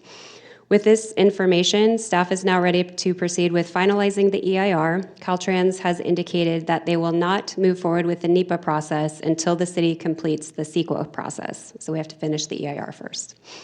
Staff is expecting to complete the EIR by the end of 2026, and the NEPA process will be completed by the end of 2027. Caltrans also informed the city that due to the age of this project, and in fact it's coming up on its 20th birthday this year, the city will be required to submit one last final cost adjustment to the bridge program for the additional preliminary engineering, right-of-way, and construction costs that have to match the project costs that were outlined in the type selection report. And after that, the HBP program will program the funds, and the project cannot request any additional funding from the program in the future. So any further cost increase would be the city's responsibility. And unless I receive any other direction tonight, staff is going to continue with next steps, beginning to prepare the cost adjustment and proceed with finalizing the EIR. So that concludes my report, and I'm happy to answer any questions. Are there any questions from the council? So if we, does CEQA bind the project, or does CEQA NEPA bind the project? Both, yeah. Once the city council approves the project, that would be considered the approved project. Okay. To get through the funding, we have to get through the NEPA process. It's federally. Right. Presumably the NEPA and the CEQA will be very dramatically similar to each other because they'll probably just use the CEQA findings and to make the NEPA document happen. Correct. Okay. A bunch of other Caltrans studies. Right. Okay. So once you bring the CEQA document to us and we say yes or no, don't want to prejudge anything out there, folks. If we were to say yes, that then says this is a project and we've bound the project. Correct. Okay, great, thank you. Can I just add, so you keep saying bound. I want to be very careful with some of the language. Yeah. So the CEQA just does the environmental analysis Right. of the impacts that the project Right. would cause, right? But just because you certify an EIR for a project doesn't mean that you have to approve the project, right? So you can certify an environmental impact report, Right. but you don't have to adopt the project. Right. But you cannot adopt the project unless and until you certify the EIR first. Correct, that's true, and bound was probably an improper use of phraseology. What I'm getting at is once the CEQA document is approved, Correct. you could go back and say, we don't want to build a bridge anymore, but you're on all the money that you have spent, you have to give back to the state of California. And that's what I meant by, once you approve the CEQA, we all have a project. We still have other things to do, lots of approvals, NEPA, project, blah, blah, blah, yada, yada, yada, all the words. But the CEQA really says, we have a project, we're moving ahead. And we are now responsible for any money that has been spent out of STIP on the project. We are. So if we kind of said, we decided not to do it, and you've spent $1, you'd be given $1 back to the state of California. That's my understanding and I do work in this field. That's my understanding of how this works. And so it's an important thing. It's a very important next step for the project. Okay. Any further questions up here?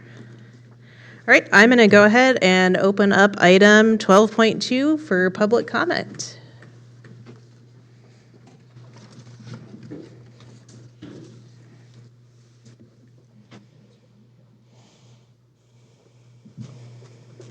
What's current is 20 years, but this bridge has been on the list for replacement for 60 years.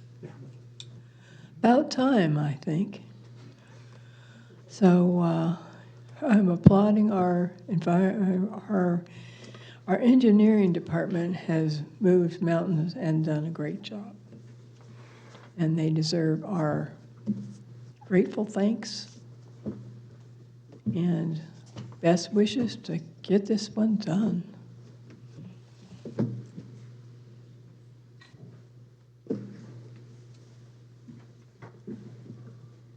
Good evening, Placerville City Council and city staff. A big thank you to Melissa and to all of you, our city council, for persevering on this long-standing project. As we know, the Clay Street Bridge is roughly 100 years old, and for 60% of its life, our community has known that it is needed to be replaced. The bridge has been listed in our planning documents since 1965. It is in the general plan and our TIM fee program. The bridge is also listed under mitigation needs in the Greater Placerville Evacuation Study. The Federal Highway Bridge Program recommends rehabilitation of bridges at 25 years old with full replacement at 75 years old due to the deficiencies in design and standards. And as we know, this bridge is 100 years old and is slowly deteriorated over time, making it dangerous, obsolete, and deficient. It is my understanding as well that the earthen-filled abutment in the bridge is starting to fail. The dirt that fills that abutment is washing out into the stream at the bottom of the abutment, causing the bridge deck to sink. In fact, you can see that as, with your casual eye, it's visible at street level. When the Clay Street Bridge fails, and it will, we have to know that it has utilities tied to it. Those utilities will go with the bridge, including the Cedar Ravine culvert at the abutment. This will impact critical services and access to residents, putting them at risk. We know this bridge is dangerous in its condition. It is falling apart, and God forbid if there were a fire, this one-lane, obsolete bridge would not allow emergency services in and residents out. This bridge, in its current state, current configuration, and state of disrepair, puts our residents in danger. As we know, the Clay Street Bridge is the longest standing project in the Highway Bridge Program, and their willingness to expand the scope of their funding to meet our community's needs is a significant step forward, thanks to Melissa's diligence. While our city will have to make some investment in this project at the intersection of Cedar Ravine, we will never get the funding to replace this failing bridge again, never. And if we don't move this project forward, the entire cost of the project will fall on the city when this bridge fails. So now is the time to continue to uphold the extraordinary work and thoughtful discernment of over 60 years worth of work by previous city councils, staff, and community members. And I extend my deep thanks to this city council, to Melissa for extraordinary efforts, and to our city manager for your persistent ongoing efforts. And I urge you to be the link that finally gets this project over the finish line. Thank you so much.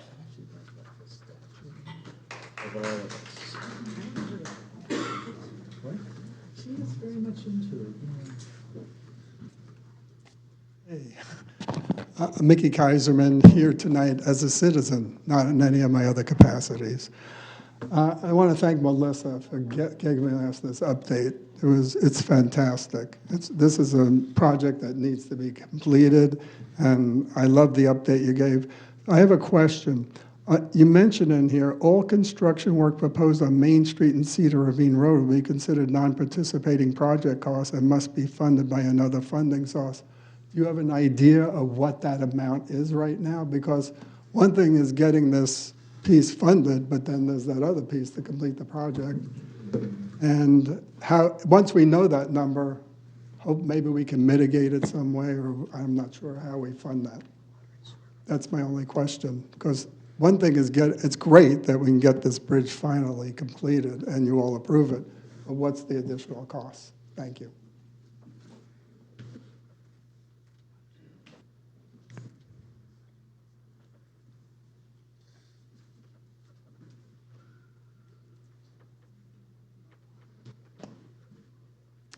Good evening, Marion Washburn, Placerville resident, and it would be quite a challenge to top the remarks that are previously made. I certainly agree and find them very much to the point. So I will, once again, in my role as drum beater for this project, go back to my role as the great historian of what's happened, probably not for your benefit, because I'm sure you know the details, but I think the listening public might find interest in this. And I should pre-state, I was part of the process from the beginning, which is 35 years ago, so something like that. And how it came to pass, from my perspective, was when the Cottonwood project was proposed with two major complexes of apartment buildings and a various phased map accommodating single-family houses and a lot of them, and we can see that that's still being built out. The neighbors in the area were hesitant about seeing all that change, but they all were unified in their statement that the bridge be improved, that many residences could not be added to that area without an improved traffic way, and the city did accommodate that, or so we thought at the time, that would happen and assurances were given. So, of course, 35 years has elapsed since that's happened. And my perspective looking back at what's happened is that we've had very competent, very professional staff members, the ones right now, and there have been excellent people in the past who've all worked on this. And the way I put it together is that all the work has been done legitimately in the city, but it's other entities farther up the food chain that have supplied the roadblocks. The rules have changed, the requirements have changed. Endlessly, there have been changes that our small city has had to accommodate to and go back, dial the process back a bit and not start over, but to modify. So my conclusion would be that it really could pay, and I was delighted to hear Mayor Gottberg make a reference to this when you spoke of speaking with Assemblymember Patterson, that this project really needs a friend at a higher level, somebody that is our representative, I'll make it short, that cares and you acquaint them with our problems and our desire to finish and the work that it has been legitimately done. So if that hurdle is accomplished, I think combined with our staff and your will, the project can happen. Thank you.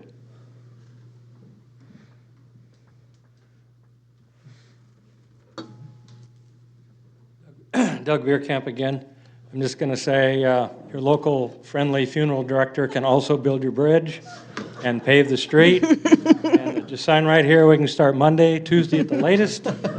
And when this thing was originally proposed, I was in diapers, and the way it's looking, I'm going to be in diapers again before it's built.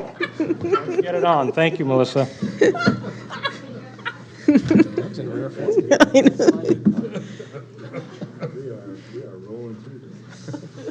Mike Potter, Can we consider the city, please, putting a railing up on the west side of Clay Street? You got a 4 foot, 3.5 foot, 4 foot sidewalk. I know the owner owns that sidewalk. I'm not sure who owns it, but I think the city has a due diligence to help the people at least stop the falling off that sidewalk. There's been 4 since I've been here since 2019. I don't want to see it anymore. Secondly, is what do we do until 2027 when the bridge starts building? How do we fix it? It's constantly being broken down, so what do we do now? Thanks.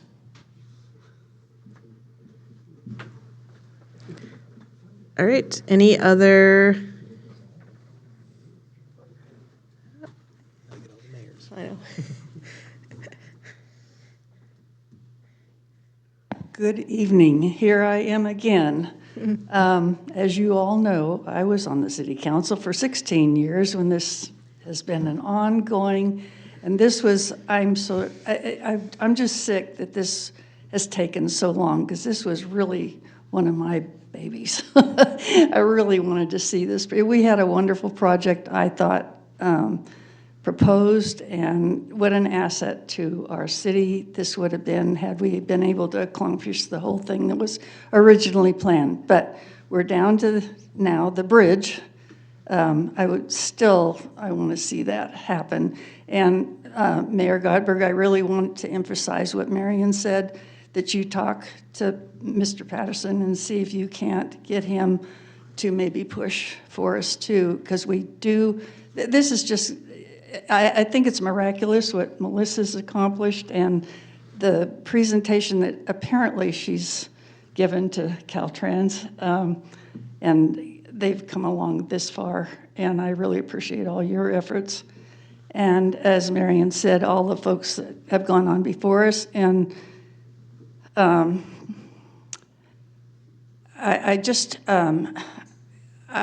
at my wit's end, and this is it, and we've got to do it.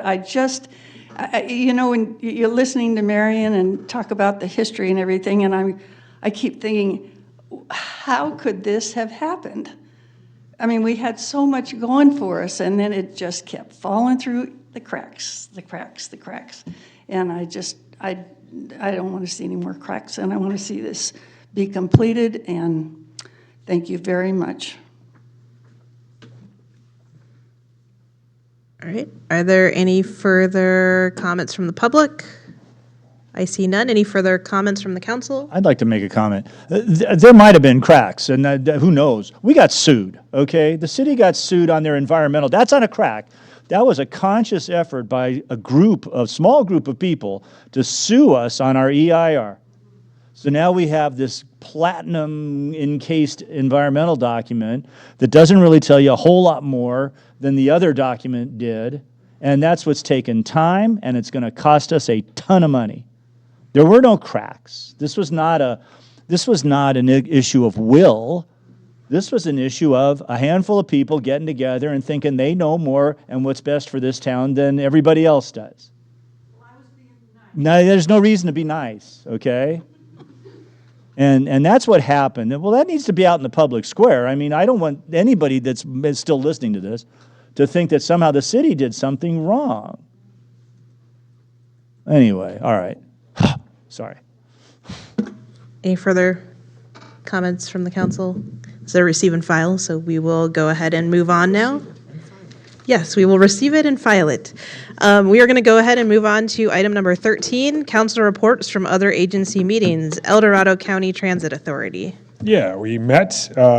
We approved a design and engineering services for El Dorado Hills Park and Ride and Cameron's Road Park and Ride improvements. And we approved the fiscal year 2026-27 preliminary operating budget. And that was pretty much it. All right, El Dorado County Transportation Commission. I do? Yeah. Oh. We did something with the OWP, right? I don't remember. I was there. It's been I have health issues, and it's like been real problem the last week or so. So go ahead.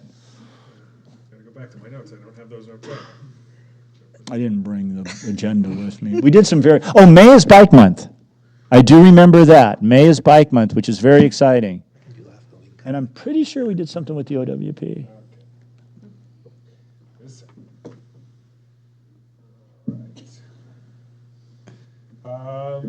Right back in here. So, yeah, we amended the El Dorado County Transportation Commission bylaws. That's We amended the EDCTC Administrative Policies and Procedures Manual, and we got an informational item on the draft Next Generation Transportation Investment Strategy.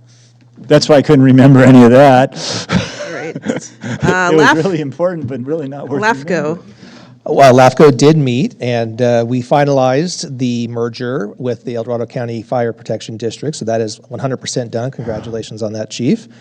We also did our next year's budget and reviewed our audits, and that was pretty much it. Cool. All right. SACOG. Next Thursday, we meet. All right. Pioneer Community Energy. We meet on Thursday. Placerville Fire Safe Council, we talked about the May 2nd event that we got an update on earlier in our meeting tonight. There is a new person as the Fire Council that will be doing assessments that was to be trained on that, so we now have more resources. So contact them if you want somebody to come out and do a free assessment of your property to tell you, what improvements you can make to make it more fire safe. And please report if you do work like yard work on your property or any sort of vegetation management, like the hours you spent, or if you hired somebody to do it, the dollars that you paid them to the Fire Safe Council, because that's really important. We use that for getting FireWise certified. And if you have that certification and you're on the FAIR plan and you hand it to your FAIR plan people, they are required to give you a discount as a part of that. So please report what you do on your property to the Fire Safe Council. All right, Opportunity Knocks, Continuum of Care. We did not meet. All right, would any member of the public like to comment on item 13? All right, I see none. So item number 14, request for future agenda items. Does anybody have a request for a future agenda item? All right, I see none. 15, city manager and staff reports. Are there any staff reports tonight? There's nothing listed. All right, great. So upcoming items, you can read those at your leisure, and I'm going to adjourn the meeting at 7:28 p.m.